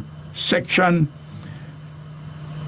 85.3 says the power to appoint persons to hold or act in the offices of the police force of or below the rank of sergeant shall reside in the Commissioner of Police.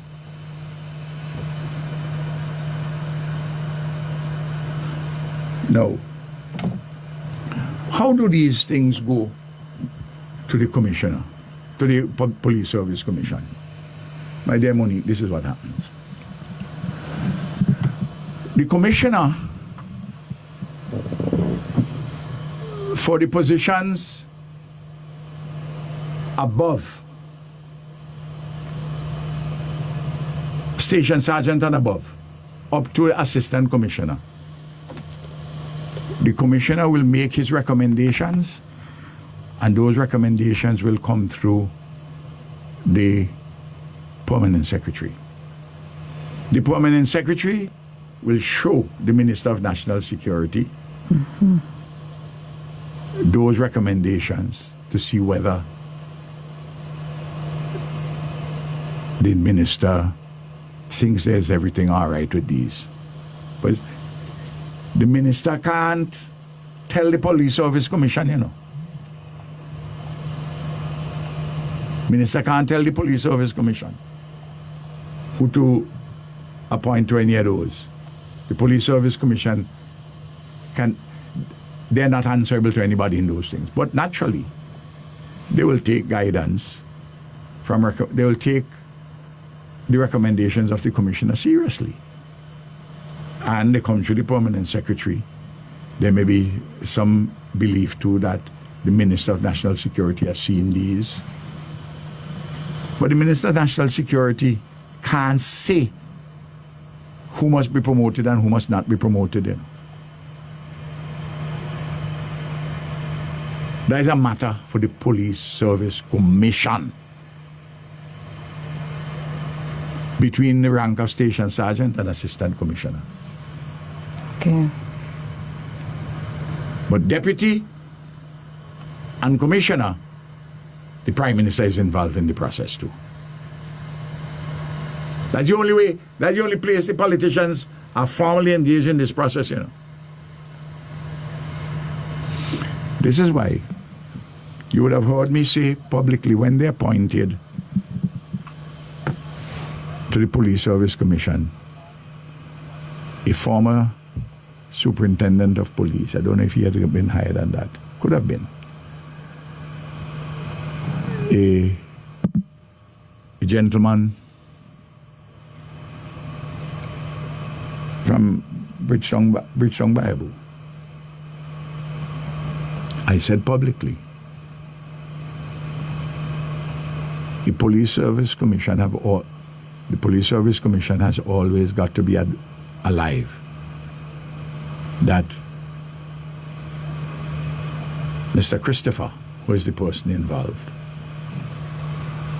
that because he knows the police force more than the other members in the commission, they have to be careful that they don't allow him to basically backseat drive the Police Service Commission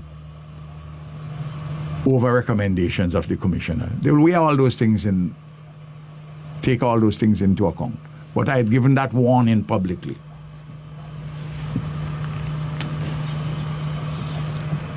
But I'm addressing now this question of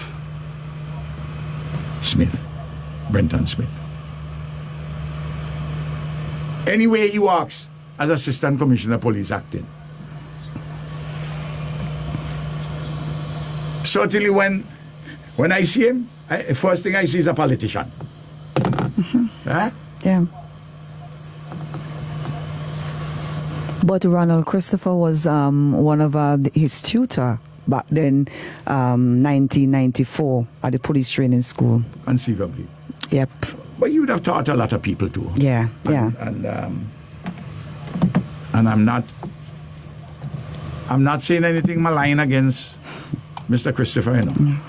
I'm just saying what the warning I had issued, given the best of my advice. No. Promotions have been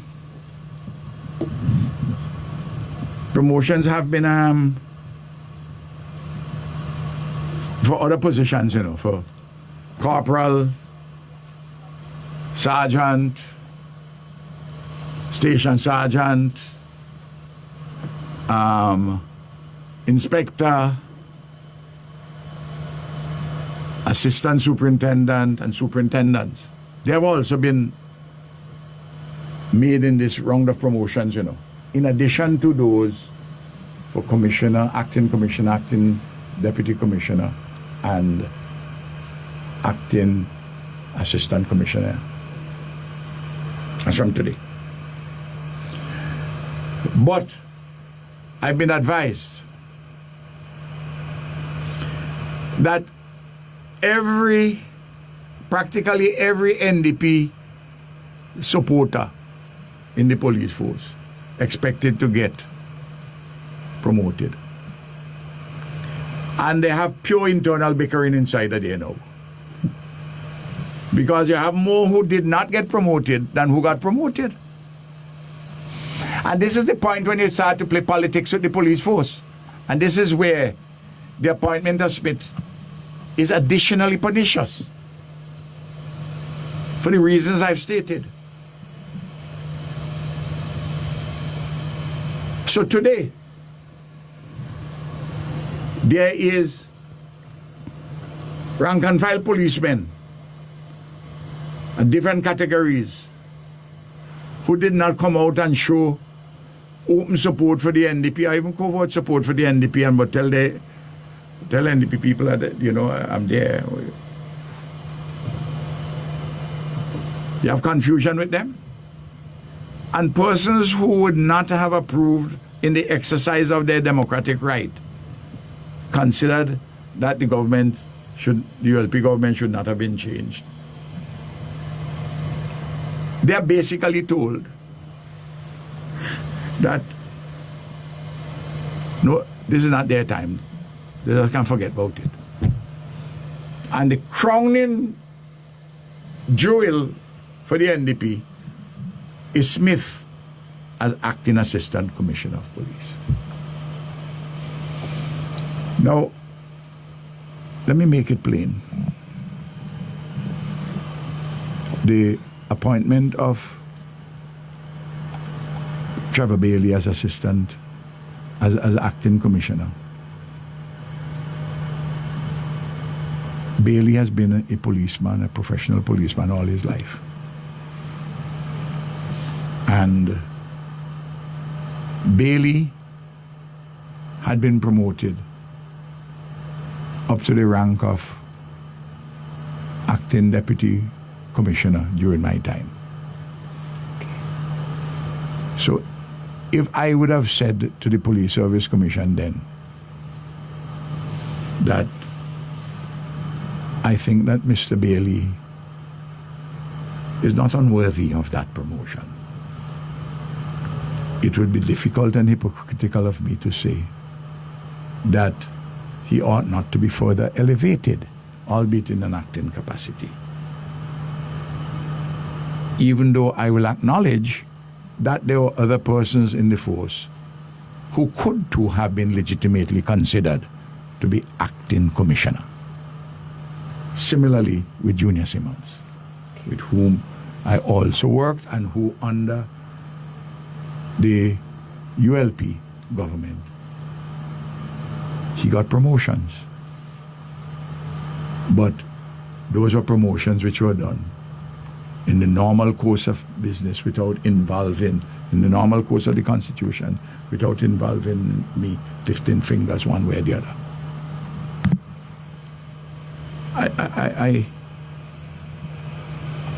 But The appointment of Smith as Assistant Commissioner of Police acting is entirely in the circumstances unacceptable for the large majority of people of this country. And this is a matter which will be drawn to the international authority, the regional international authorities, by this leader of the opposition.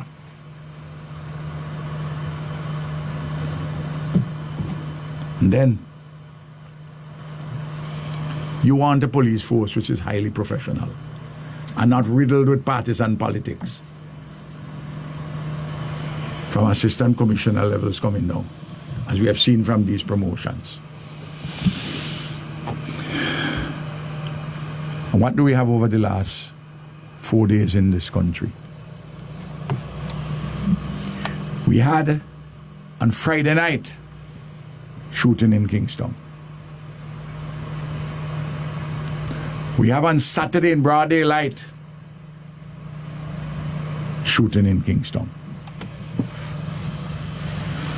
We had a Sunday morning, 4 morning, 2:30, in Kingston, up by the cruise ship here, shooting in Kingston. And we have had last night shooting last night into the morning, and I'm sure what how it was.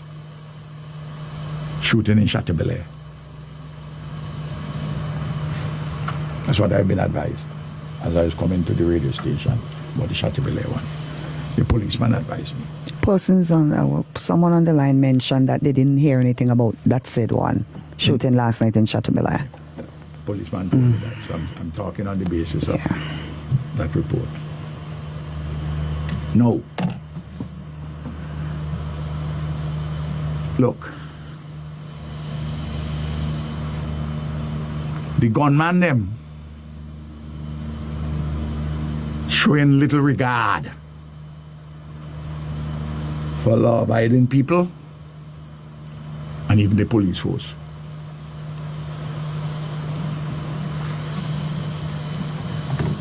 Look, within spitting distance a few weeks ago of the police headquarters, 3 persons met their deaths.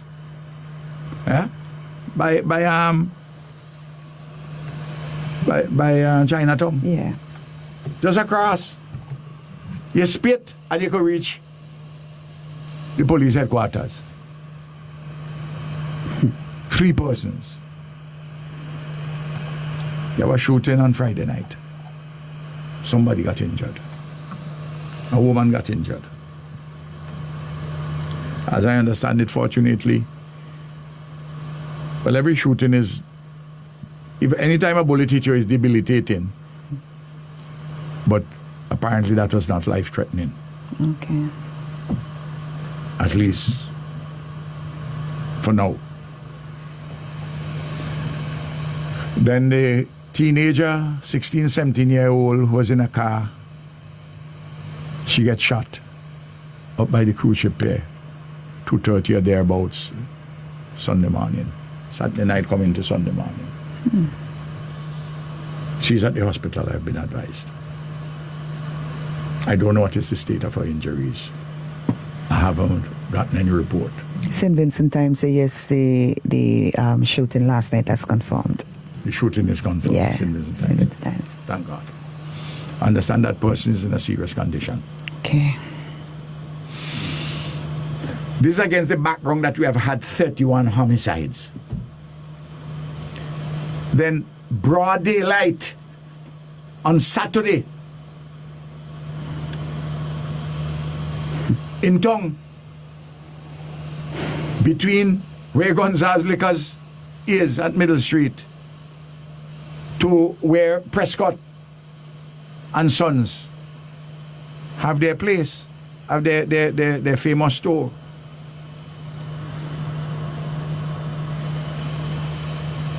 A man shoot up the tongue. Fortunately, the person, he wasn't a good marksman, and the person who fired didn't get caught, didn't get injured. Understand, it mashed up a windscreen of a vehicle which was parked. You know, let me say this. When bad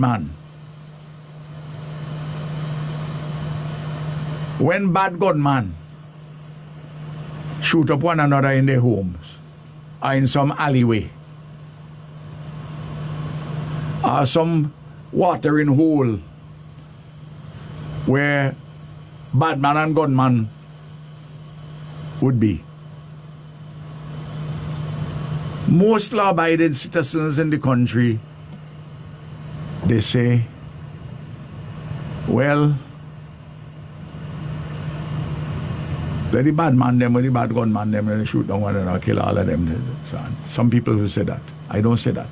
Right. Because every life is important and we want to see peace. But that doesn't drive the fear into people. What drives the fear into people? And drives the fear certainly into me. I will walk about with my 18-month granddaughter, with my grandson who is at primary school, with a granddaughter who just finished girls' high school. You mean to tell me that I can't feel that I could walk in broad daylight in Kingston without somebody shooting up? And look at the number of incidents. Friday night, Saturday broad daylight,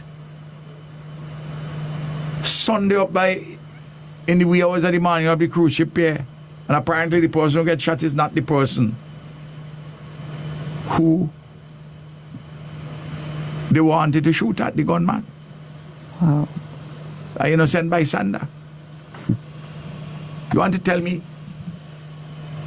3 incidents, one after the other, Friday night, Saturday, Sunday morning?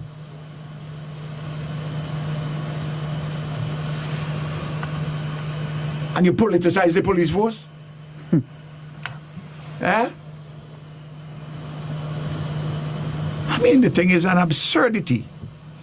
When Leacock became Minister of National Security, you remember, in typical braggadocio, he said, new sheriff is in town.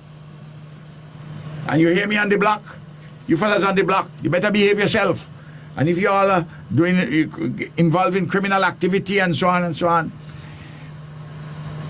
And he started to take a ton on fellas on the block.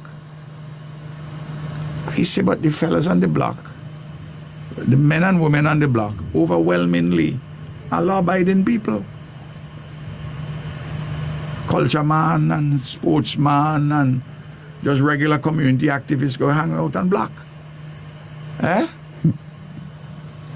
And mingling among them, you may have the odd fella who going to do a hustle and go to the margin.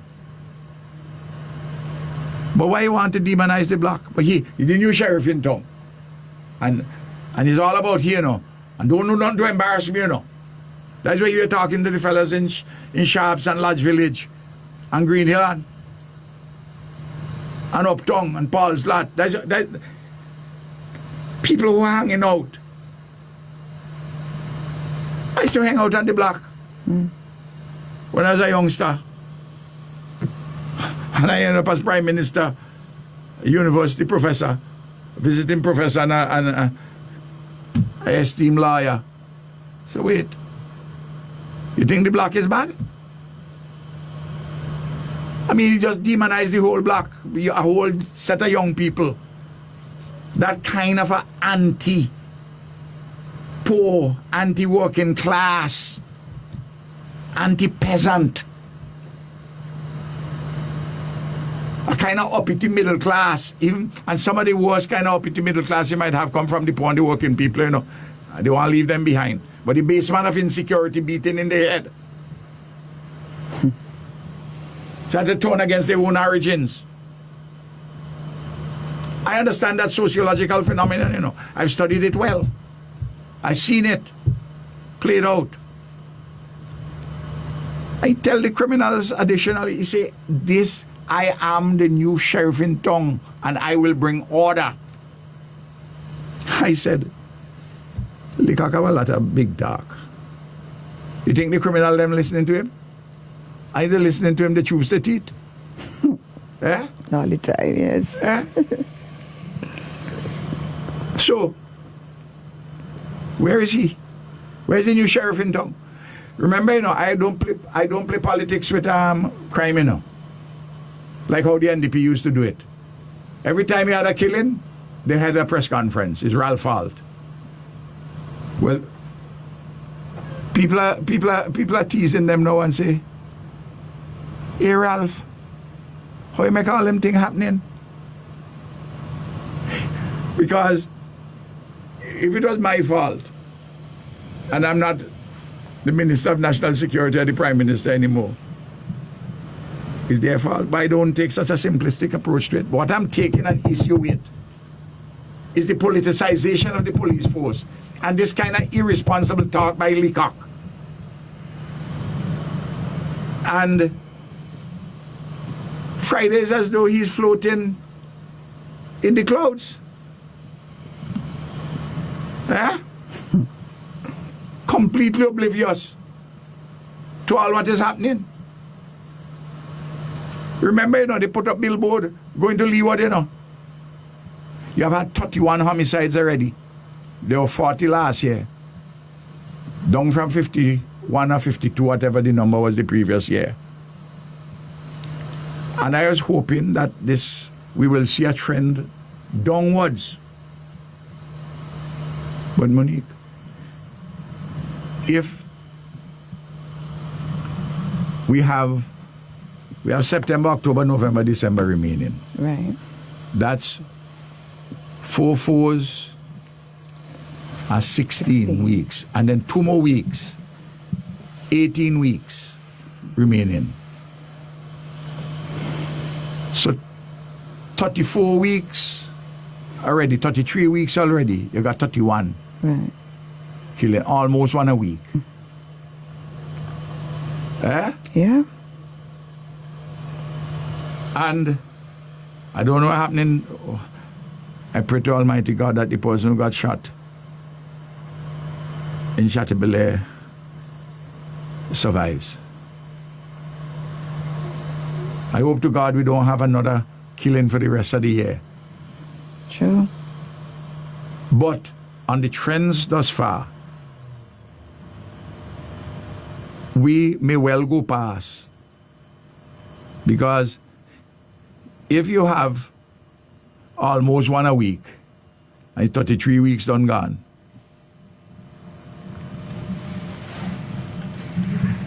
and you have 19 weeks, 18, 19 weeks remaining, Monique, Yeah.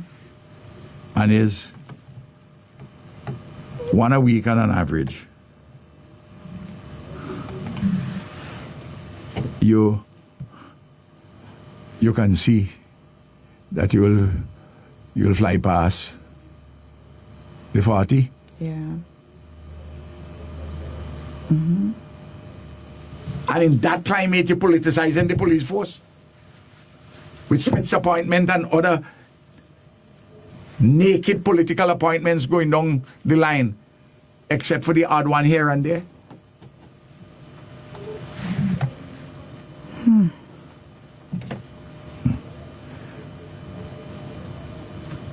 What we have in is pure misplaced braggadocio and folly. The new sheriff. What a laugh. What a laugh. Now, I've spoken about 2 vital issues, This morning I've spoken about school term, education. I've more to say about that. I've spoken about the police, promotions, police service commission. I've more to say about those things, but I think I've said enough on those. I want to speak about a growing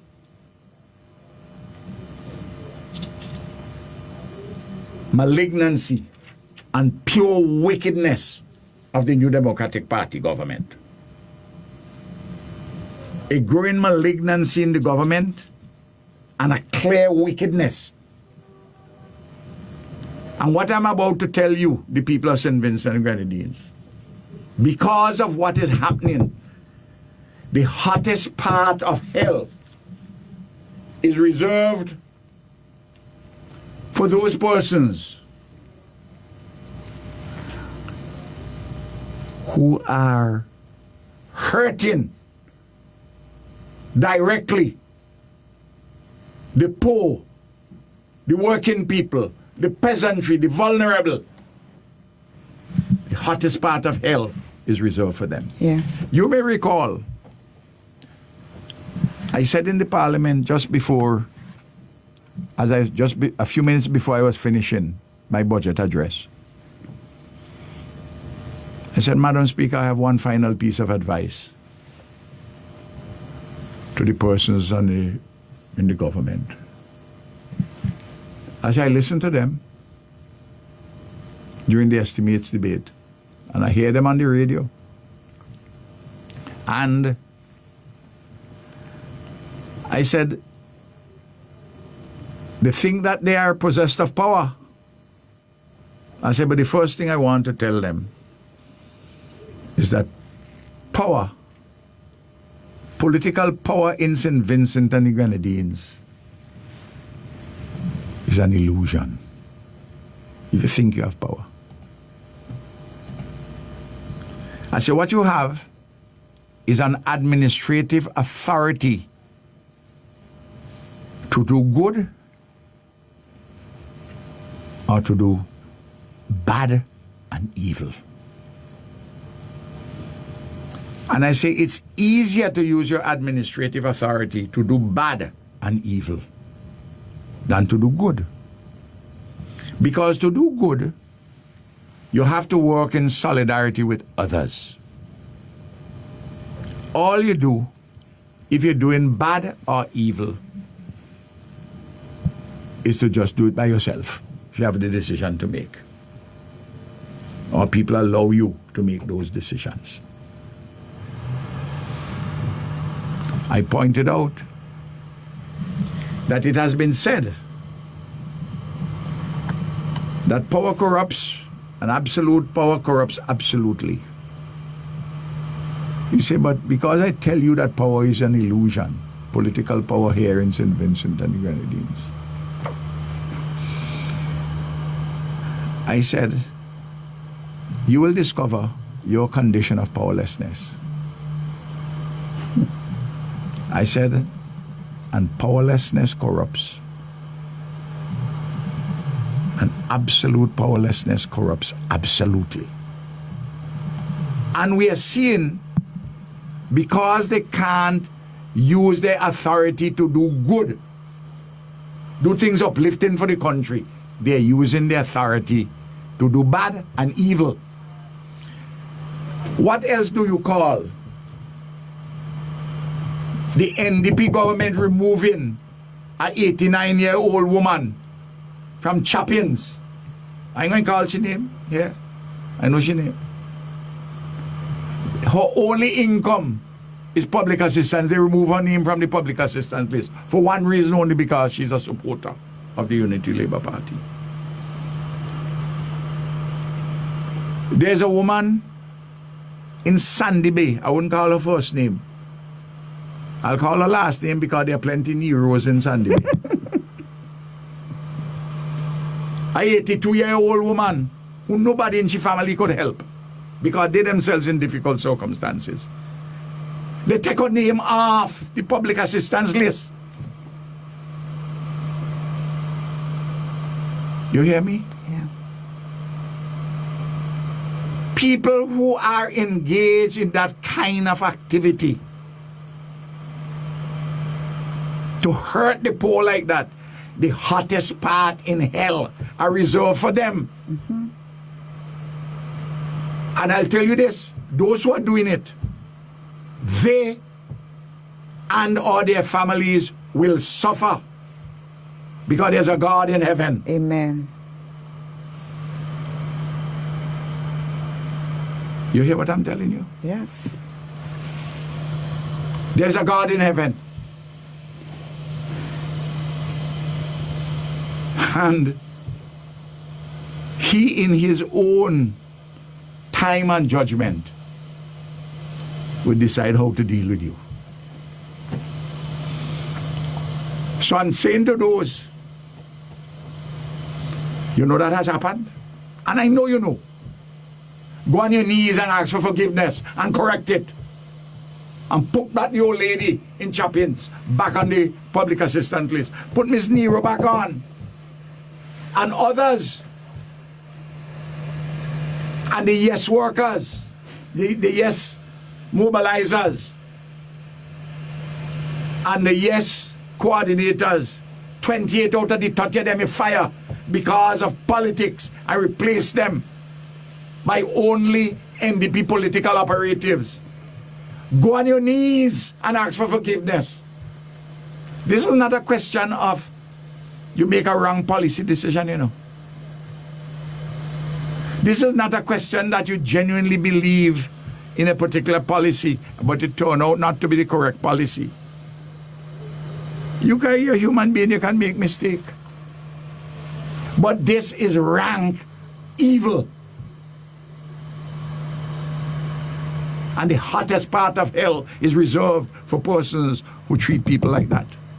Hottest part of hell reserved for them. So go down on your knees. Sackcloth and ashes. Otherwise, I've lived long enough to know that you're going to be hurt. There's a particular constituency. I have more than those names, you know. I'm giving indicators. There is, you see this distribution of work, the 5-6 days work for the road cleaning. There's a woman in a constituency, NDP woman, who used to be in a team with a lady, a ULP, who was in charge of the team. Nobody trouble the NDP people, them who are on the team, you know. Nobody. And when people used to come to me with that, I say, I'm not getting involved in politics over somebody cutting grass, doing road work. I'm not getting involved in that. Huh? But this lady who used to be on one of the teams, they call them gangs, she is now a leader of the team. And she got this lady, who is her friend, bring her on her team, who was formerly the leader of the team. Bring her on, keep her there. A couple of NDP people, oh, you got a woman deliver. So this lady who heads the team called her representative and said, I want to bring something to your attention and ask our supporters to show reason, to, behave properly. You can't just don't employ anybody because they're a ULP. Don't, avoid having to employ them. The representative told the woman, take the ULP woman off the gang team. The whole community knows about it, Yes. I'm giving you one which just came to my attention yesterday, but there are others which came to my attention before, similarly. The hottest part of hell is reserved for those who treat the poor like this.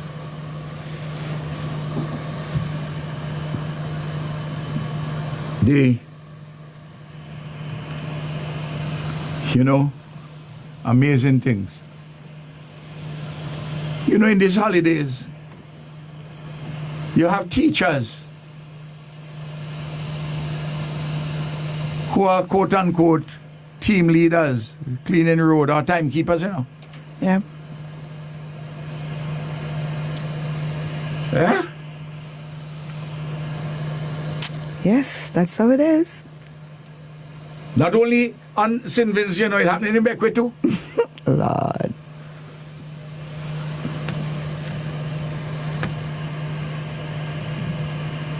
You know, a lot of people who are college graduates, because they have lost jobs,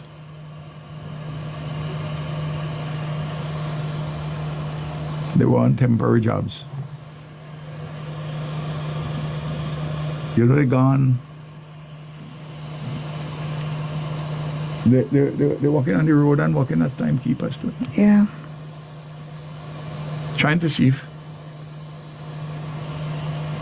they have had a large-scale removal of ULP supporters from the road cleaning program. And they were trying the same thing to clean the lists of people who have contracts. The Vicky contracting work, which is being done on the school repair program now.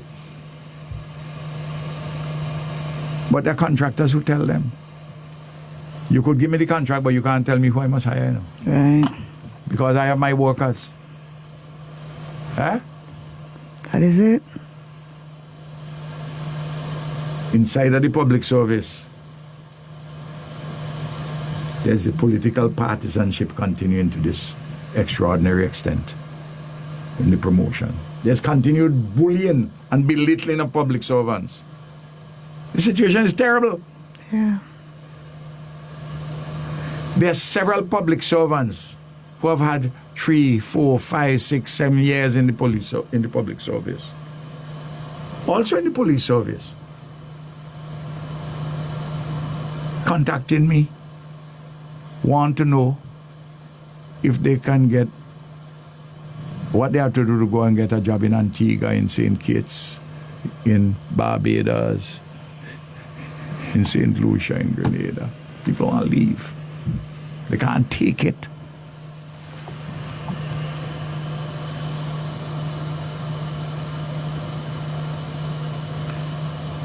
Things rough in the country. Things dread. And it dead. It is. There's someone who wants to find out. They're saying that they are happy that you're on the right path with most of what they had really wanted to find out, but they would have really liked you to talk about 2 very important topics, but they'll prefer you to do those on Wednesday. One with the outbreak at the hospital and the dialysis machine out at the Modern Health. I was going to raise some questions when I was ending off today. Okay. Preparatory those issues. The folks in tune.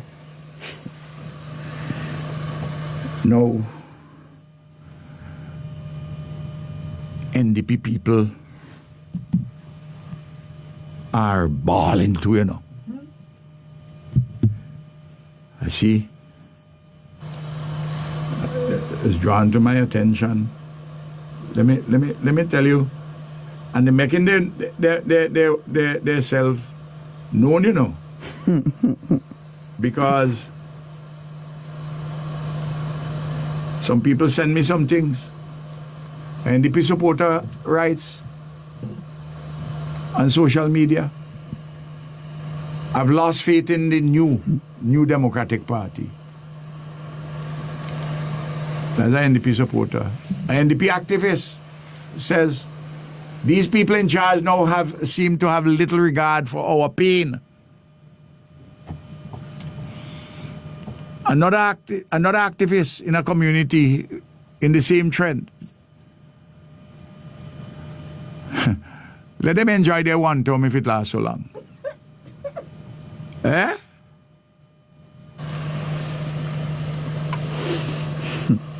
Somebody wanted to see if they could soften it now. Always keep the love flowing, no matter if there's disagreement. Wow. Keep the love flowing. When people feel in the pain. I understand. And then somebody then enter the picture. Who was bad now turn good. Someone have to do the job. But. Old people say, take time. You go see Hans belly. Eh? Yes. They seen the belly, they seen the hand stem, the NDP, the hands in the NDP belly, you know. Mm-hmm. A professional complained that he voted for a change of government to improve the country. But he says just total ignorance, and he used even as a professional life word. Yeah.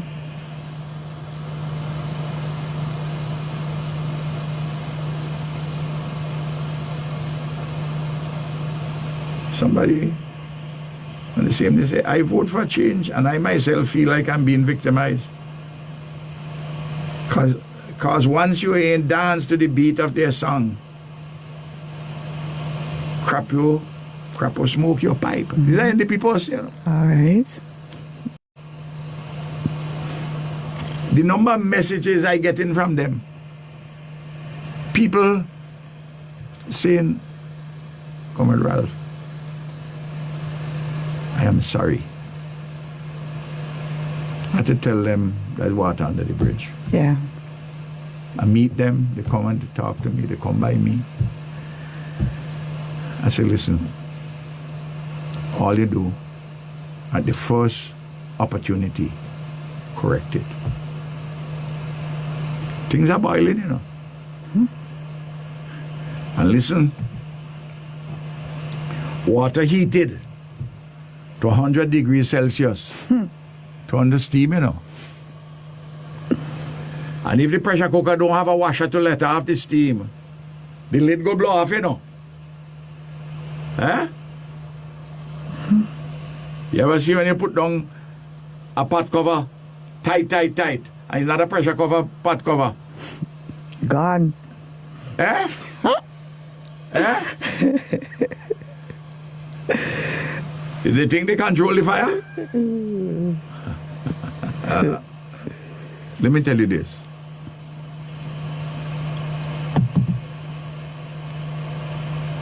I am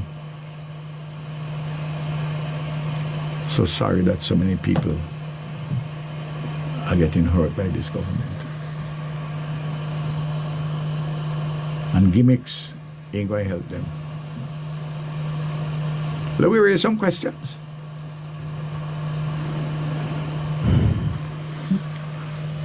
We had a show here on the 7th, 8th, and 9th called CPL. They didn't tell us yet how much it costs. Huh? How much did we have the government had to pay to get the CPL come? The teams come. You remember the opposers with our Emancipation Festival? I told you how much we were going to spend on the Emancipation Cricket Festival, you know. And money went into the pockets of Vincentian cricketers, you know. Eh? Yeah. Shallow and all of them, they tried to see if they could have stopped it. But it went on.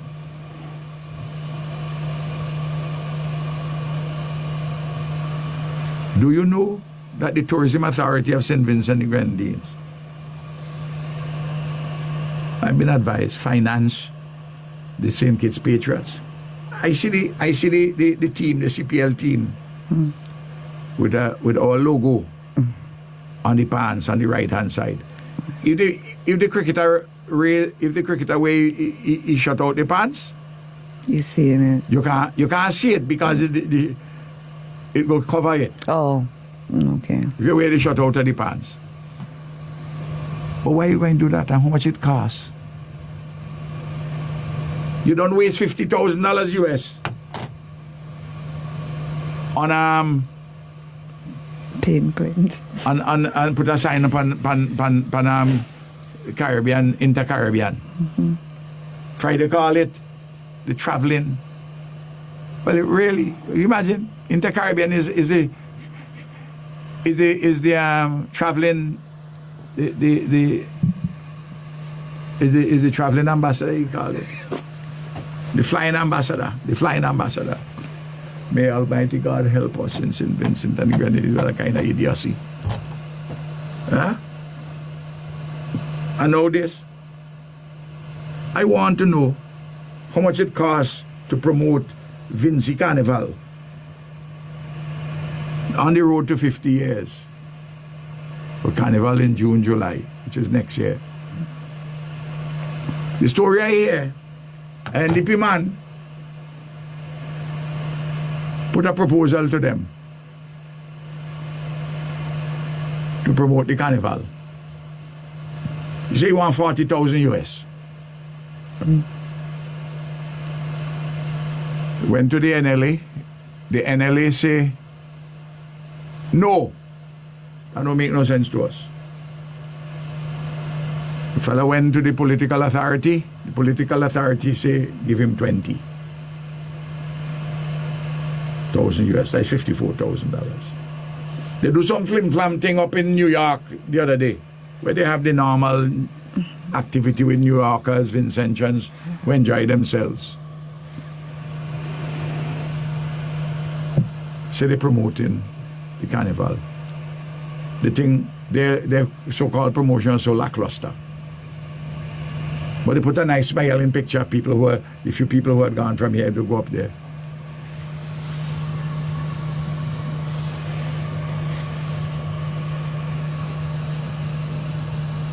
What is this thing about? What? Oh, you're just throwing away money like that, and the children don't got school books, they don't got school bag, they don't get uniform. Mm-hmm. You're taking people's name off of public assistance. You're firing people willy-nilly. You're paying people who work. Mm-hmm. Even a reputable organization like Bragsa, I understand last month they pay some of their workers late. 5 days late. And Kim is a good manager. Well, a lot of those workers who are working at the biotechnical, a lot of them. Agricultural workers, all of them all about, they paying them late. 4 weeks late. Hmm. Then our traffickers had a problem. And it's an ongoing problem, you have to be dealing with it. Went to a particular minister. Minister said, well, I don't deal with them things. You know, other people can deal with that. They show no empathy for anything. Their arrogance is bewildering. It's like, and what is happening? You have part of the state own the regime media, because you know Luke Boy them radio station is part of the regime state media now, you know, part of the regime media. Somebody tell me on one morning their big issue was would call in to say the ministers who are out at cricket, which one was the best dressed, which one is the sexiest, and so on. I mean, Heavenly Father Almighty, you want to tell me that is where we reach now? Eh? Mm-hmm. Wait. So, you become a minister, that somehow endow you with charisma and sexiness and achievement. You're craving status, social estimation of honor, and you have some cheerleaders who benefiting. Wet fat out there now. Mm-hmm. I'm more to be said about that. I ain't talking about that today, but I'm going to talk about that more. Listen, I know some of them would wish if I could disappear, you know. But thank Almighty God for strength. And health. And health. Mm-hmm. And my brain working well. Very much so in contact. I'd have to talk next week about what is happening at the hospital, the drug-resistant bacteria down there. Yeah. Absolute disgrace. Eh? You know they fire a lot of people down there, no? Yeah. People who are supposed to clean. And they get some who don't want to clean. I don't know how to do things. They're frustrating people down there. They going about the place, say, this is NDP time, they could do what they want to do. Well, there's a good lady down there's a hospital administrator, you know, who came from Georgetown. Mrs. Walker. And she could put things.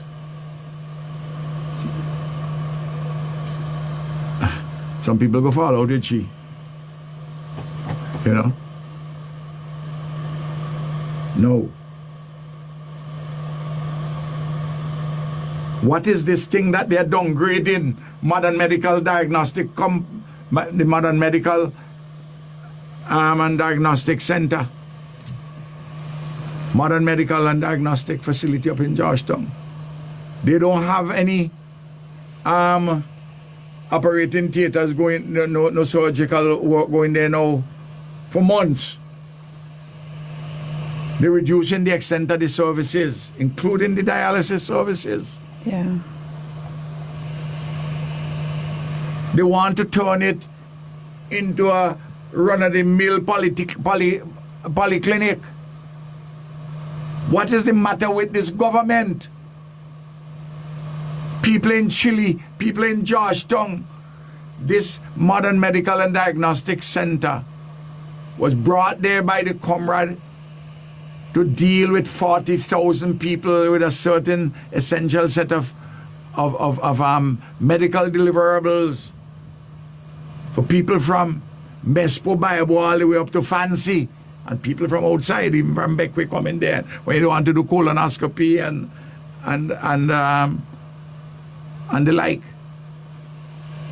endoscopy, colonoscopy, when you want to do all kind of different diagnostics. They're denuding the place of services. Remember, the NDP said that I only put it there for political purpose. A fantastic facility, they're bringing it to bringing it down. And that is important for the economic health of Georgetown. Remember Georgetown, before we came to office, Georgetown was a dying town, you know. Look at the vibrancy we bring it back up to. They want to bring it back down. With all the work which we have done in the services there, health, education, sports, the market which is being built, they're doing the market Vike. All the city defense work, all the private sector work which we're dealing up there with the credit unions or the private sector people, encouraging people to come in. Georgetown come back to life under the ULP. Still have challenges. Road networks. I mean, I'll take an opportunity one of these Mondays or Wednesdays and go through it in detail as to how the vision is spanned out. And then I want to say that there are a couple of regional issues. In all the discussions about the some internal difficulties with judges on the CARICOM, the Caribbean Court of Justice, I just want to say that we must never forget that the CCJ is a major authoritative institution. Major authoritative institution, which we ourselves created. Don't allow the enemies to want to bring this thing down. Let's defend it. They have good structures, good systems. Let the systems work. Let the structures work, including the Regional Judicial and Legal Services Commission, which oversees the CCJ. It's a fine institution. Serve this region well, both in its original jurisdiction and its appellate jurisdiction for the countries which have adopted it as the final appellate authority. Maybe next week I'll talk a little bit about the Iran war, give you my perspectives again, further developing, and about the intertwining with the petrodollar and what that means, and what is happening with inflation and oil prices. Listen, next week when I give you some of the questions which we are asking in Parliament, I'll elaborate on some of these things.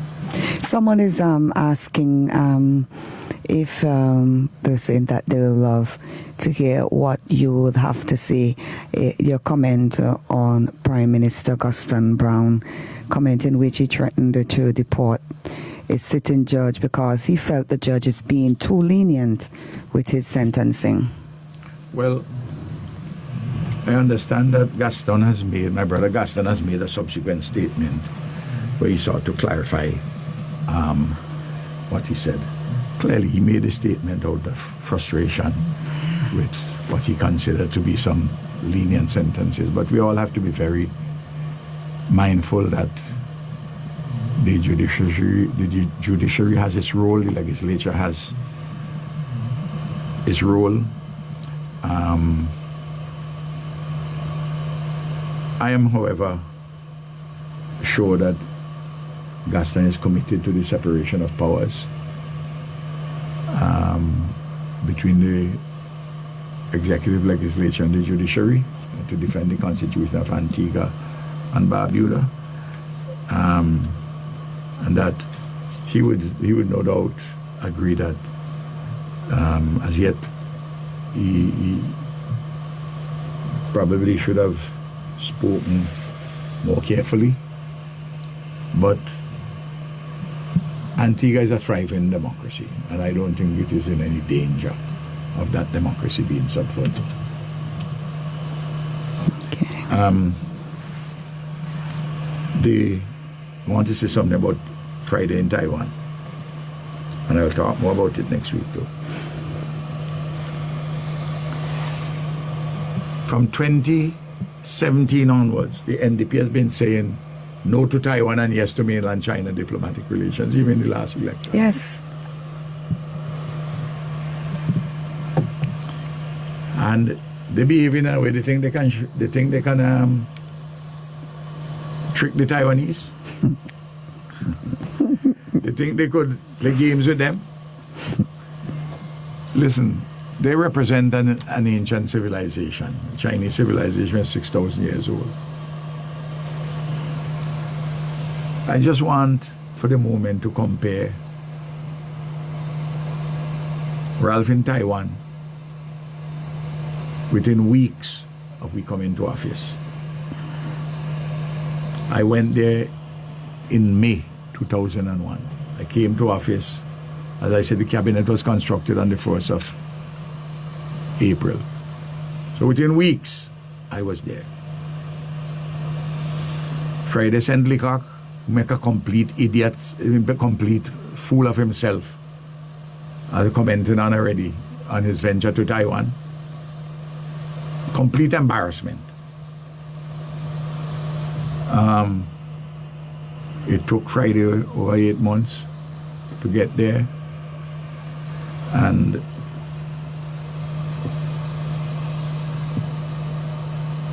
we will hear anything, if anything comes out of the visit, but people will compare the fact that I went there earlier, showed my friendship. I'd gone there as leader of the opposition. I'd gone there also as deputy leader of the ULP.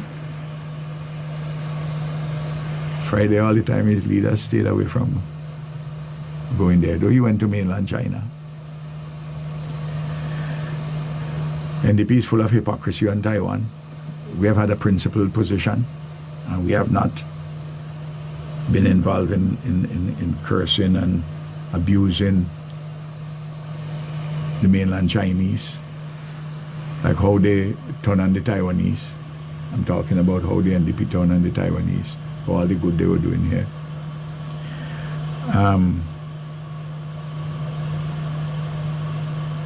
From what I've seen, they will dress up some small bare issues as though they're big, as though they're achievement, as they're achievement.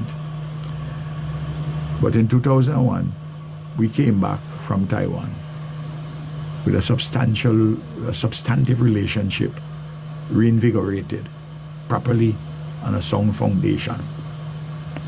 And they showed their respect for St. Vincent and Grenadines by according Comrade Ralph the highest honor they can give to a non-Taiwanese, the Order of the Brilliant Star with a special grand cordon.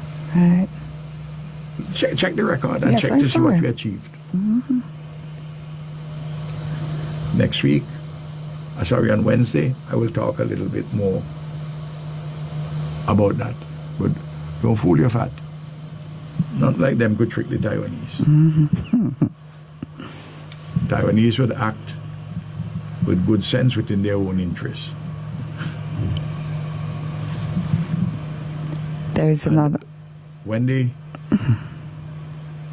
president said they were pleased to see that Friday came there, the first place he visited outside of the region, the hemisphere, for after 8 months in office. What wasn't said is that our dear friend Ralph came here after 6 weeks, less than 6 weeks, and didn't send any lesser person before him to muddy the water and embarrass St. Vincent and embarrass Taiwan, as what happened with Leacock. Listen, when they speak, you just have to add in the other part, Yeah. because they go talk and leave out something, Eh? But I will have more to say on what happened there on Wednesday. And I want some people, just one final thing on Canawan. I want you to go online and see the report from the Financial Times, I think it's on the 6th or 7th of September, which showed the trouble which Pignataro group is in. Discuss the troubles, the difficulties. The man only in Canawan now. Why say we must get rid of Canawan if anything is to happen there? Get rid of them in the north. 7th of August, I think it was. You will see the problems they're facing. Financial Times has written about it and other newspapers. You will see the extent of their problems, including their indebtedness and how they're trading or not trading. Nataro's group. Yeah. Plenty to talk about. I've outlined already the strategic way forward for Canawan, and I will come back to it next week. But I had to take some time on some immediate local issues across St. Vincent and the Grenadines. And some people may no doubt want to call in. All right. So the numbers, just reminding you of the numbers to call to get you on 451-7827 and the 534-7827.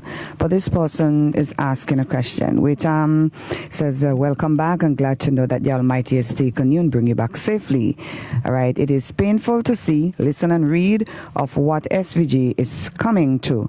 Now, since the last general elections for November 27, on November 27, 2025, government workers are now being paid on time, some 3 to 4 months. Taxi operators having to dip into their savings to fill their tanks. Landlords awaiting payments from government, and apparent joyriding by government ministers and operators, and the overall economic stagnation of the country. Do you think there will be a change in the government approach, which would see an improvement in Moody ratings by year end? They're not going to change. They're not going to change. They don't have a compelling developmental narrative. They're into gimmicks, and they believe that they seem to think that gimmicks could help them to maintain political power. That's all that they're interested in. And they're interested in status, and you start to hear some terrible things coming out.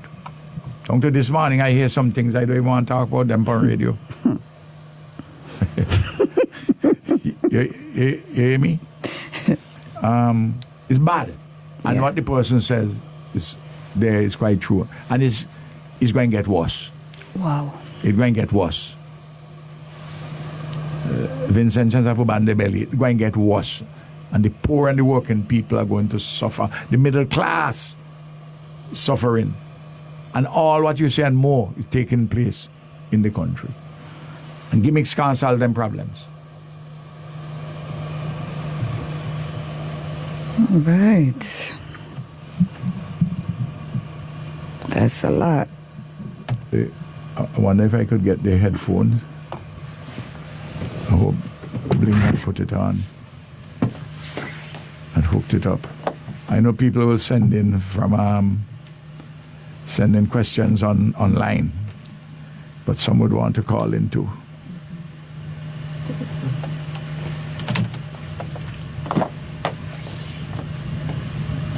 I haven't heard anything in the earphone.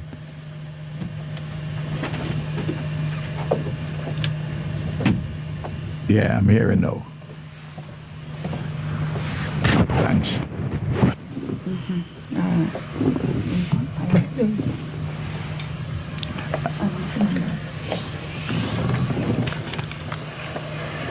So remember 451-7827, that's the number. And I had to take care of some issues on the outside. That's for a all little right, bit. very good. I know it goes. Yes. So you can call in, and good morning to you, Mark Dowell Lucky. She says you are not going anywhere, PM. Thank you. Thank you. I definitely ain't going anywhere. I'm here. When the good Lord is ready for me, the good Lord take me.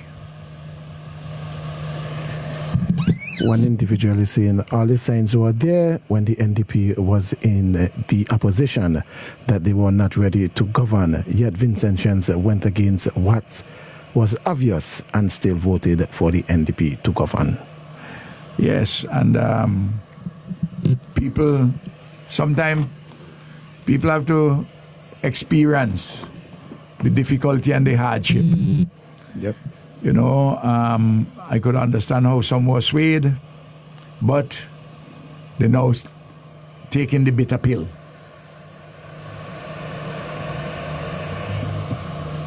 Remember, you can call at 534-7827.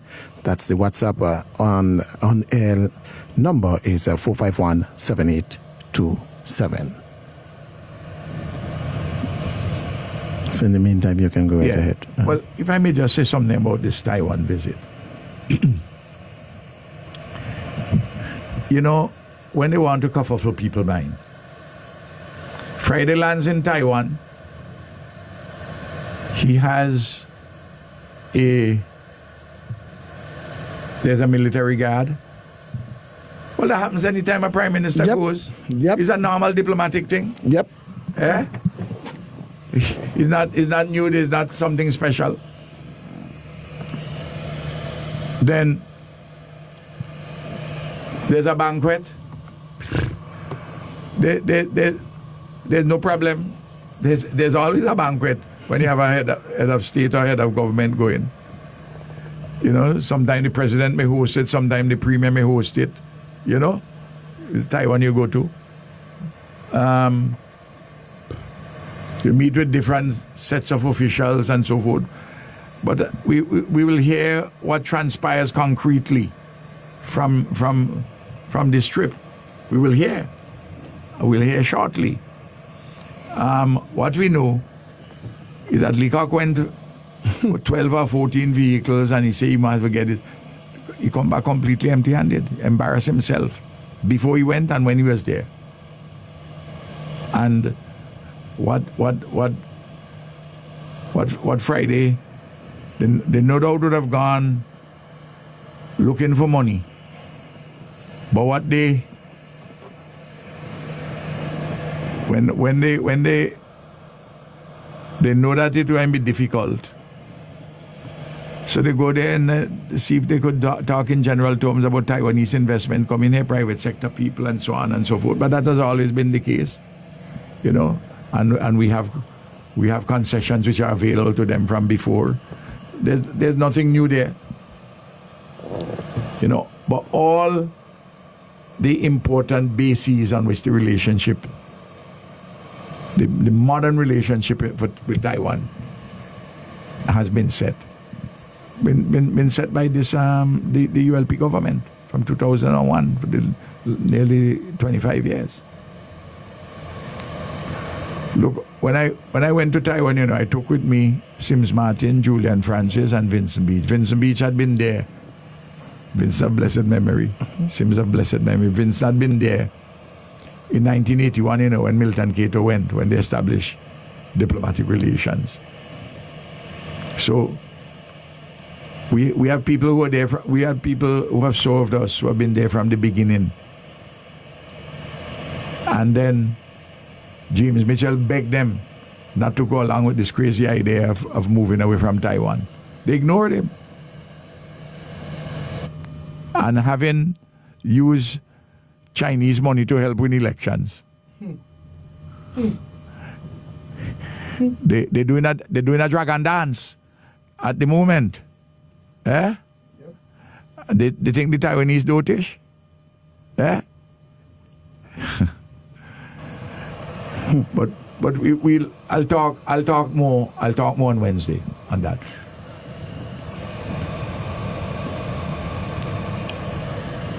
I'm looking for questions coming in. Yes. Let me go to the WhatsApp. Yes. You know that the WhatsApp would have a person sending in questions. So here we go. PM, how can Dr. Friday go to Taiwan seeking additional investment when they have made a mess of the acute referral hospital, which is now more than a year behind schedule? Added to that are the many statements made by the NDP of adhering to the One China policy. Absolutely. The soonest that could the acute care hospital can be finished now. The existing design is December 2028. It should have finished sometime before the middle of next year. So it's now about a year and a half behind schedule. And then they have gone on to say they want to put in 3 additional sets of facilities.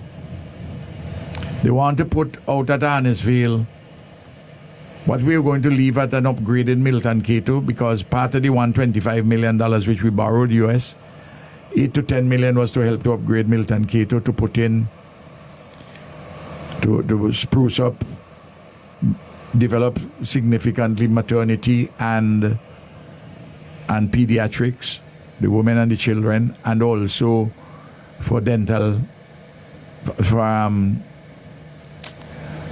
for dental care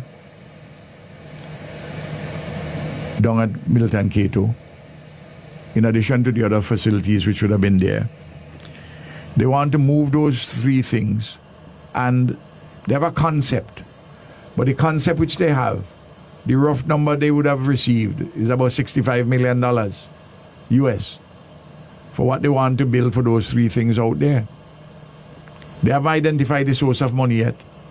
They haven't even gone out to any tendering for any designs. So that additional facility is going to cost nearly as much as the rest of the facilities for the actual construction. Yep. But they're only doing that to say because they want to do something which Ralph was doing this part, but they're going to do that additional part. Mm-hmm. But at the same time, they say the debt is unsustainable. Mm-hmm. Yeah. And they're doing something, just like how they want to go along with the full program for the airport in Canawan, which I had advised how that could be slimmed down, and the connection between that and what happens in the north of Canawan with Pinataro. The fellas, all these fellas are trying to do is to see if they can use gimmicks, stay in power, or occasionally they want to say, well, Ralph was going to do that. I think I could do that better than Ralph. I'm just inside of the head like a baseman, beaten. Every time they meet at cabinet, it's the same thing. Ralph. We're going to do with these fellas. Not considering the welfare of the country. And wasting a lot of money on a lot of foolishness.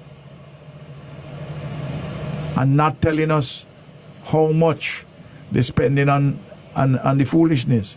And there are a lot of man and woman lining up on the NDP gravy train. I mean, even... And you could see it. I saw the public release by this guy we named Marlon Butte, who had in the Postal Corporation, the chairman there. I mean, a lot of words signifying nothing. And the new persons who are being hired, for what purpose? The fact of the matter is that postal services across the region, indeed the world, are suffering because of the technology. People are sending letters and parcels and so on anymore. People sending email. They're using WhatsApp. They have different courier services. You know what I mean? And you have to look for other areas. We had a good man as chairman there who runs couriers operations. Sensible man with a lot of innovative ideas, but he saw the difficulties. There are real challenges, but everything there's a different strategic frame. There's a different strategic frame. What you think by just using the word that you have a different strategic frame? You have a strategic frame. A lot of just nonsensical word salads put together by some people who have never really achieved much in their own lives, and who want the state to provide their sustenance, and who look into the state to provide social estimation of honor. It's all a foolish ego nonsense. And the public is a certain never see come see. And some of the things I hear in, oh, Heavenly Father, I can't even talk about them. Yes. Fellas have lost their way completely. Here we go. There's 3 questions here. What would the ULP government be doing differently right now to ease the cost of living, particularly electricity, food, transportation, and housing costs? Excellent. First, let me deal with the last issue. We had a housing program which we were enlarging and spending a lot of money on it. we had told the people that, look, we have a hump which you have to get over in providing the houses to replace houses which were destroyed or that severely damaged in burial. And that we would continue our program, Lives to Live, houses for low-income people, first-time homeowners, and all the rest of it.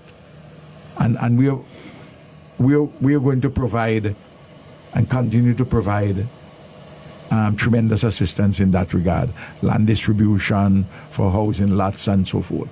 Buying and distributing. The NDP, they're running on the steam which we left in that regard, but they ain't putting any money to deal any houses.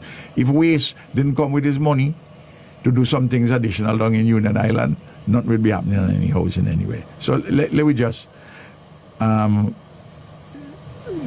Union and Beckway. And of course, we're the one who got Waste involved.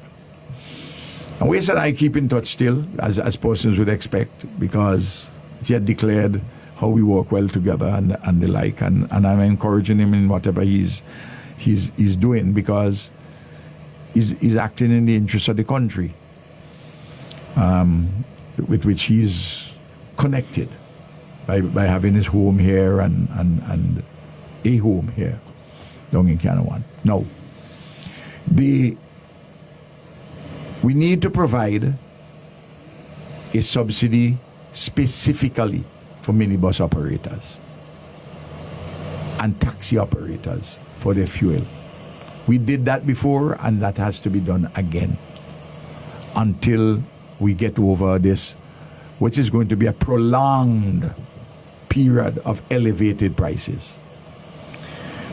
We have to provide for low-income workers within the public service a cost of living allowance, which we did before already. Minimum wages for those outside in the private sector have to be increased. We have to make sure that we subsidize certain basic commodities which directly we can do. Rice and flour. We did that before. Come to mind. All of these things are matters which we can do, and we set the parameters as to what is the extent to us dealing with what was the extent of the subsidy which we could afford. We have to go overseas and mobilize resources. This is not of our making, some of the problems which we have, like for instance the elevated oil prices and the like. And we have to get resources to support the population in this particular difficulty. And I had outlined where we had to deal with Taiwan, where we had to deal with countries in the Middle East, where we had to deal with the World Bank, where we had to deal with the European Union, and you had to put on your boots and move on and have resources to help to support the base of the for the poor and the working people, so that they don't sink further. And of course, the middle class are finding it very, very difficult. Up to now, there's no money for any wage increase for the year 2026 for the public servants. And it looks as though the leadership of the public service unions, their mouth are muzzled by the food that they eat to live. I just don't. There's no plan with the government, nothing. And you ask me, and I'm giving you a number of different ideas straight off the bat. And we can get far more help through manipulating the various taxes at the port to ease the burden on people. The second question. The NDP campaigned heavily on the need for change. 8 months into its term, what is your assessment of the change Vincentians actually received? Change for the worse. You have greater fear because of crime, more poverty, more hardship. The hospital is running to the dogs. You're closing down surgeries because you got too much infection. Electives, you elective surgery, you can't have them because you have a bacteria you can't deal with. The degrading modern medical, the sending away Cuban medical personnel, the cutting back on public assistance, the firing people willy-nilly, not happening, no growth is happening, no development program, not at all, just a mountain of words and gimmicks. It's terrible, and people are suffering. And not only ULP people who knew that this was going to happen, though not many didn't think it could happen so fast. But NDP people are saying we make a mistake. We should have leave Ralph. Everywhere you go, that's what you're hearing. You should leave Ralph and the ULP. You want back Ralph. That's the Sankey you're hearing right through. That's all over the place. If you can't walk in tongue in the middle of a Saturday without fearing that people can shoot you up. I mean, the thing is just, and not a one-half night, Friday, Saturday, Sunday. Come on. Then our regional and international relations, there's nothing happening. Nothing happening. Third question. Do you believe the NDP government has abandoned some of the social protections and pro policies established during your administration? Absolutely. So, which ones? In social welfare, what they did, they increased the public assistance, but then they cut down on the number of people who get in public assistance. They're not providing the support, the additional monies which we used to provide to people with rent, people with the food packages, people with medical support, medical bills, they support them. There are people who single parents, who we provided with rent for their homes, taking care of the rent. $400, $500. Say, well, we'll hold you for about 6-8 months until we get something done for you because we know you have the children and so on. The number of people are going throw out of their house because they ain't got the money. And you see what happens is this. When they throw out somebody at their house because the government say either they ain't paying or they say they don't pay. They're not helping you anymore. And you got to move on somewhere else. So if you had somewhere for $600, the next place you're going to go and get $700, $750. But you have to pay $1,500 down if it's $750 because they tell you got to pay 1 month deposit and you have to pay 1 month in advance. A person who you have, the person who have even $150, you're expecting them to have $1,500. Yeah? And people are without food. People come to me, they say, Comrade, I don't have any food for my child. I mean, the thing is, they have things in name remain like the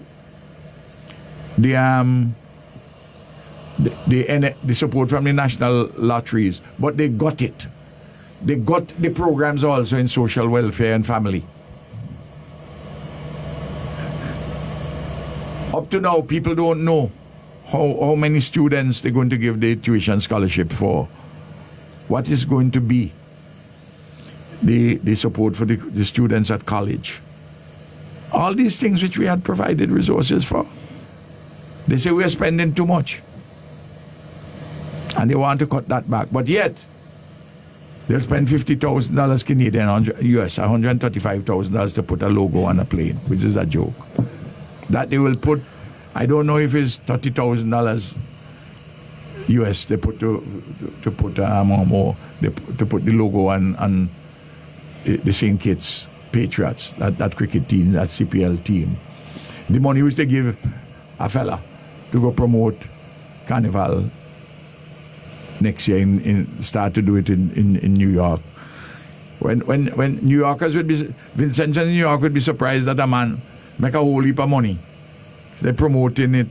They normal have their event now. Yeah.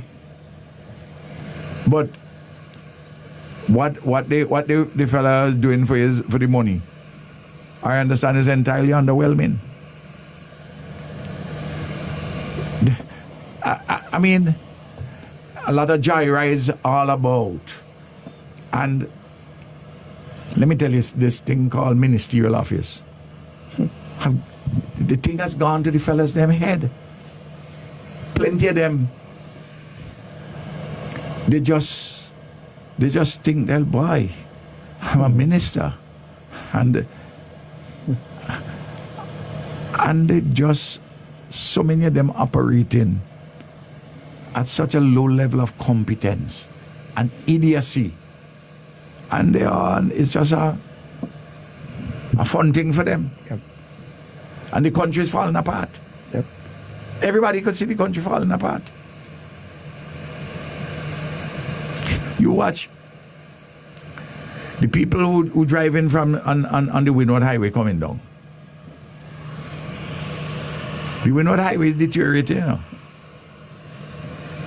But you hear one talk about whether they're going to have a program where the funding is going to come from to do over the whole of the Windward Highway. Because there are parts of it, the whole thing had to be. Remember, it's 15, 20 years since we have done that highway, brethren. And a lot of wear and tear have gone on it.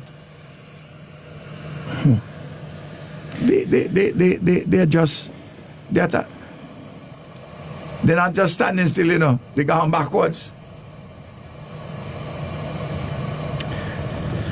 Well, I know you just touched on this one, coming from a concerned citizen. They're saying, can you investigate what's going on with the students who are trying to go off to UWI? There seems to be a lot of uncertainty and lack of commitment from this government. I'm referring to the students who was awarded scholarships last year under your tenure, concerned citizen. What they're saying, what the person is telling you is what I'm also hearing, that they're complaining and they're not getting any word. But the persons have scholarship, they have to fund it.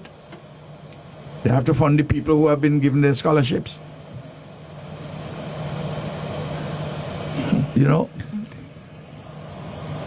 I know people, Vincentians, who had 3-year scholarships, say national exhibitions.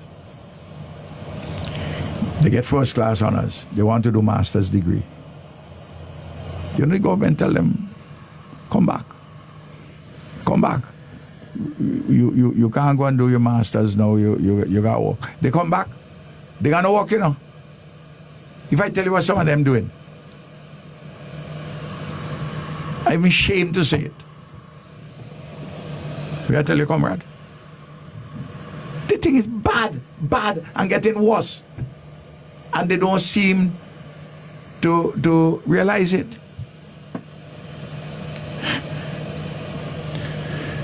Another one. Well, I myself had experienced this one from a good friend of mine. And this person is saying, I would like to ask why, since the NDP took office, responses from the SVG, St. Vincent Embassy in England appear to be taking so much longer. Under the ULP, my experience was that calls and emails were dealt with swiftly and efficiently.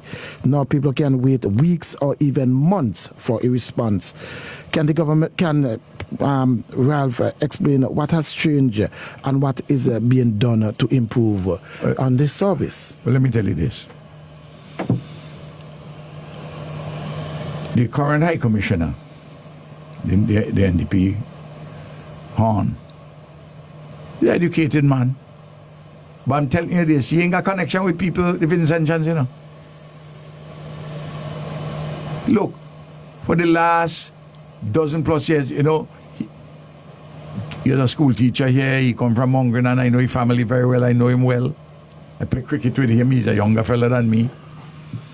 Know him, he became a lawyer. He came, set up here, he ran. He didn't make any impact. He went back to England. and all the activities which Vincentians taken place in for all the years, never ever see his presence or his name. But he's a good NDP soldier, so he gets the job. And he just doesn't have connection with people, and he doesn't. There are some good staff members remaining there, but you have to provide leadership, and that ain't happening. When I went to England the other day, a lot of people came to see me, complaining. People found out where I was staying. I meet people on the road in England. They stop me and say, "Comrade, what is happening?" Vincentians. Walking down Oxford Street. Walking down Kensington High Street. Vincentians meeting me. It's they call me. And people may be surprised to hear that Eloise herself, I walk in and she said, "But there's so many Vincentians who just see you, they leave one side, come over the other side." I said, "Well, yes, the number of people who you just come in touch with walking on the road. Some, of course, are not Vincentians who come and talk to you, but they know Vincentians and they hear what Vincentians saying too. It's several of them they had breakfast with me, lunch with me. It's the reports are not good. The reports are not good. Do you think there will be another Moody downgrade for St. Vincent and the Grenadines? Well, if we continue like this, you're gonna have it, and if they decide to continue with the policies, and I don't see the changing, and what Moody was very concerned about, was the quote unquote the debt swap, where they were going to have the private sector who buy their bonds take a haircut, take less money now. Look, let me tell you this, right now, and I'm just waiting. But I have been advised, and I'll raise the issue here. I've been advised that the money which is budgeted to go into the sinking fund, that is to say, to pay on an ongoing basis the amortization of bonds in this particular year, that it's underfunded. They're not putting the money in. That's one. Secondly, they're not paying the money they're supposed to, the 1 percentage point from the VAT, which we say must go to the contingency fund by law. They're not putting it in. They have several months now, they haven't put in the money. The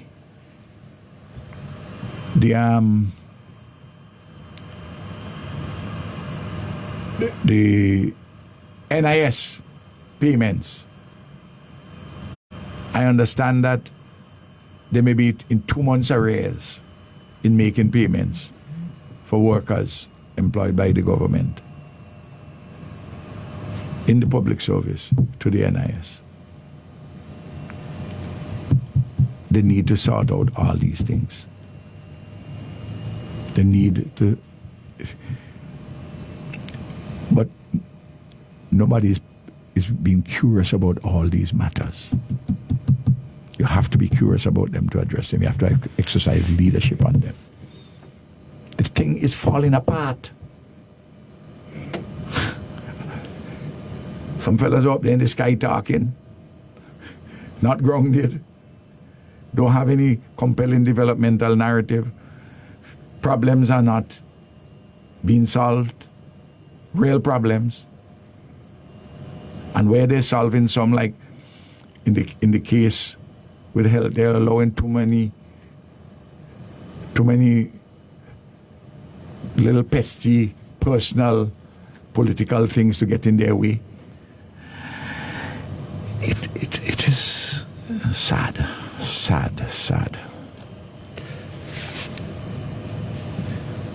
Do you think that this NDP government has a coherent economic plan, or they're just governing from issue to issue? Issue to issue, ad hoc. And they have a narrative that the debt, they began with a false narrative that the debt is unsustainable. Not the case at all. For the debt to be unsustainable, and you're talking about the insolvency of the country, you have to talk about there's a problem on the external account. There's not that problem on the external account. And of the debt of $3.5 billion, over 2.5 is on concessionary terms, external loans. The 900 and something million, which is local loans, that's money owned internally, that's shifting between us. That is a matter which doesn't cause a systemic problem. But yet, they have gone to borrow more on top of that. Cut out a number of developmental projects which we had going, for instance, with the Saudi fund and some other things, and go for a lot of little gimmicky things, which amount to a hill of beans. And the fellas, they're overwhelmed by what they're facing, and the longer they take to make decisions. Public servants are complaining openly about the length of time it takes to get a decision out of the government about anything. They just dragging their feet. And meanwhile, they have their internal difficulties, because I could tell you this. I happen to know that there's a tape recording of a minister when he was campaigning.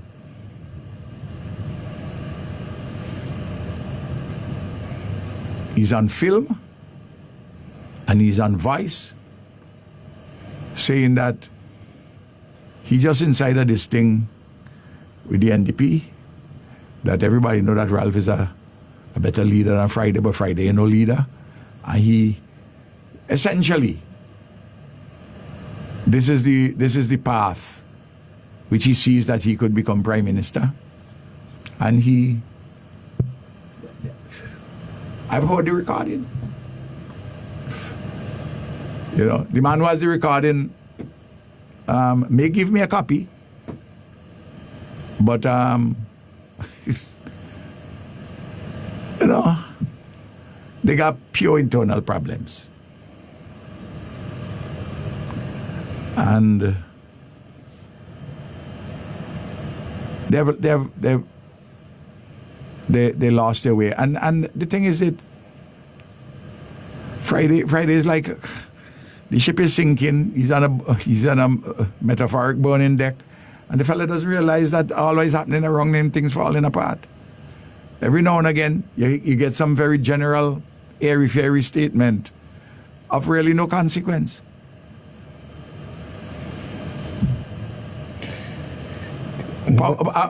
Look, political authority abhors a vacuum, you know.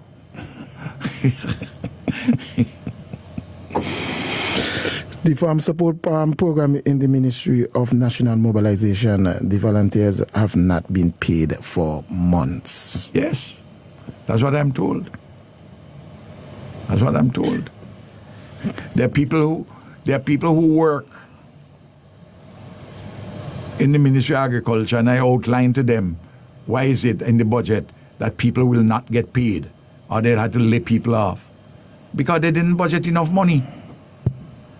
If you spend the year before $4 million on workers under the category research and development, with all of these various, you know, the sites from Rabuka all the way through Dumbarton coming down to Walilabu. If you ain't cut the numbers of people, what are you going to do? And you don't have the money to pay, and it's a quarterly basis. the money is released to the ministry. There'll be some periods in which you're not going to have any money on a timely basis, and if they don't, if they don't supplement the account for the months of October, November, December, you won't have any money at all to pay them. To pay. You wouldn't only be delayed. They will also run out of money on the social welfare side too. Elementary things. And they will come to you, I repeat, with gimmicks. But ordinary people are not taken in by the gimmicks, and they're suffering. Even the VAT free, they come in, I think, the people who are make the money are the merchants who cheaper in the system, because they want to restrict even further what might be available for the ordinary person. It's pure joke. It's baby play business. Baby play business.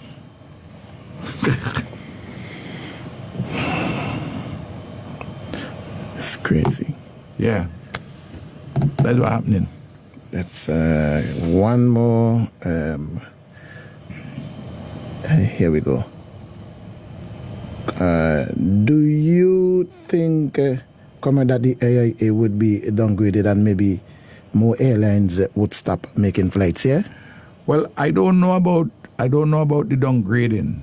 What I'm concerned about is the reduction of proper maintenance at the at the airport and cleanliness. Concerned about those. And we have to be careful that we don't function in a manner where we could lose JetBlue too, like how we lose Delta. It's you see, a number of things which we got done. It look easy until you got to do it yourself, you know. Eh?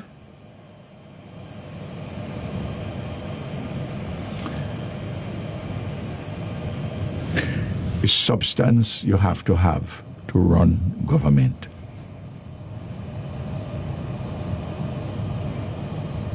Not gimmicks, fly-by-night things. I mean, it's just silly.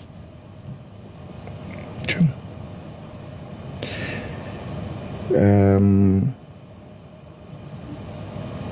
The houses that were imported from Guyana and Trinidad for persons affected by Barrel, They're going to sell them.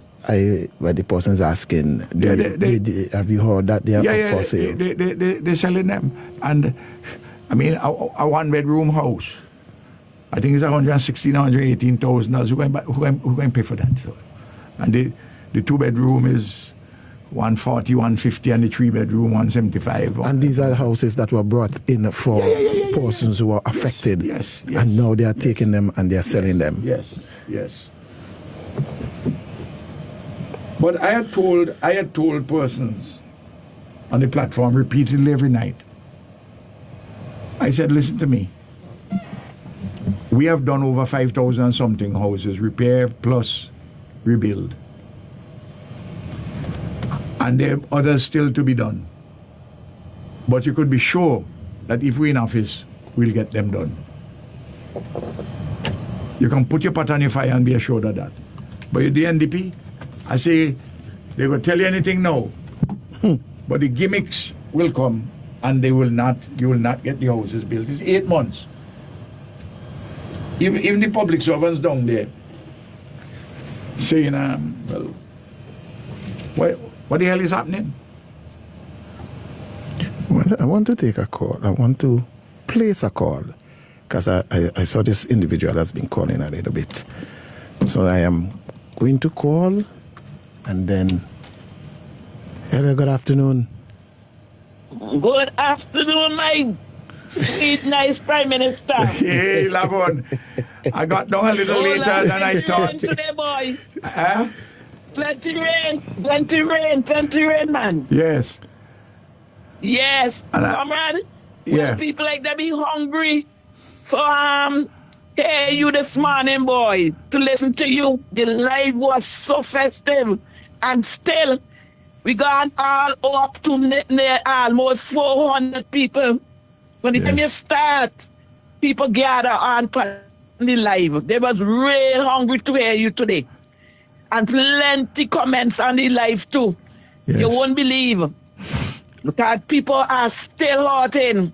And remember why we talk about them same houses that they bring in that they're selling? Yes. Because I know somebody just go to them just to hear what they're saying. And they totally person, yes, they're selling them. They have to bring in them ID card and this, that, and that. And the price is 100 and something thousand. Yeah, so I think it's the 3-bedroom and so on. Yes. Comrade, look, I'm telling you. Lavon. Yes, you go ahead. The thing is deteriorating so badly. And I feel it when people call me. And heart-rending tales. I mean, painful. Nothing. Painful. Painful. You know much they're getting. You know much they're getting now by lottery. $100. $100.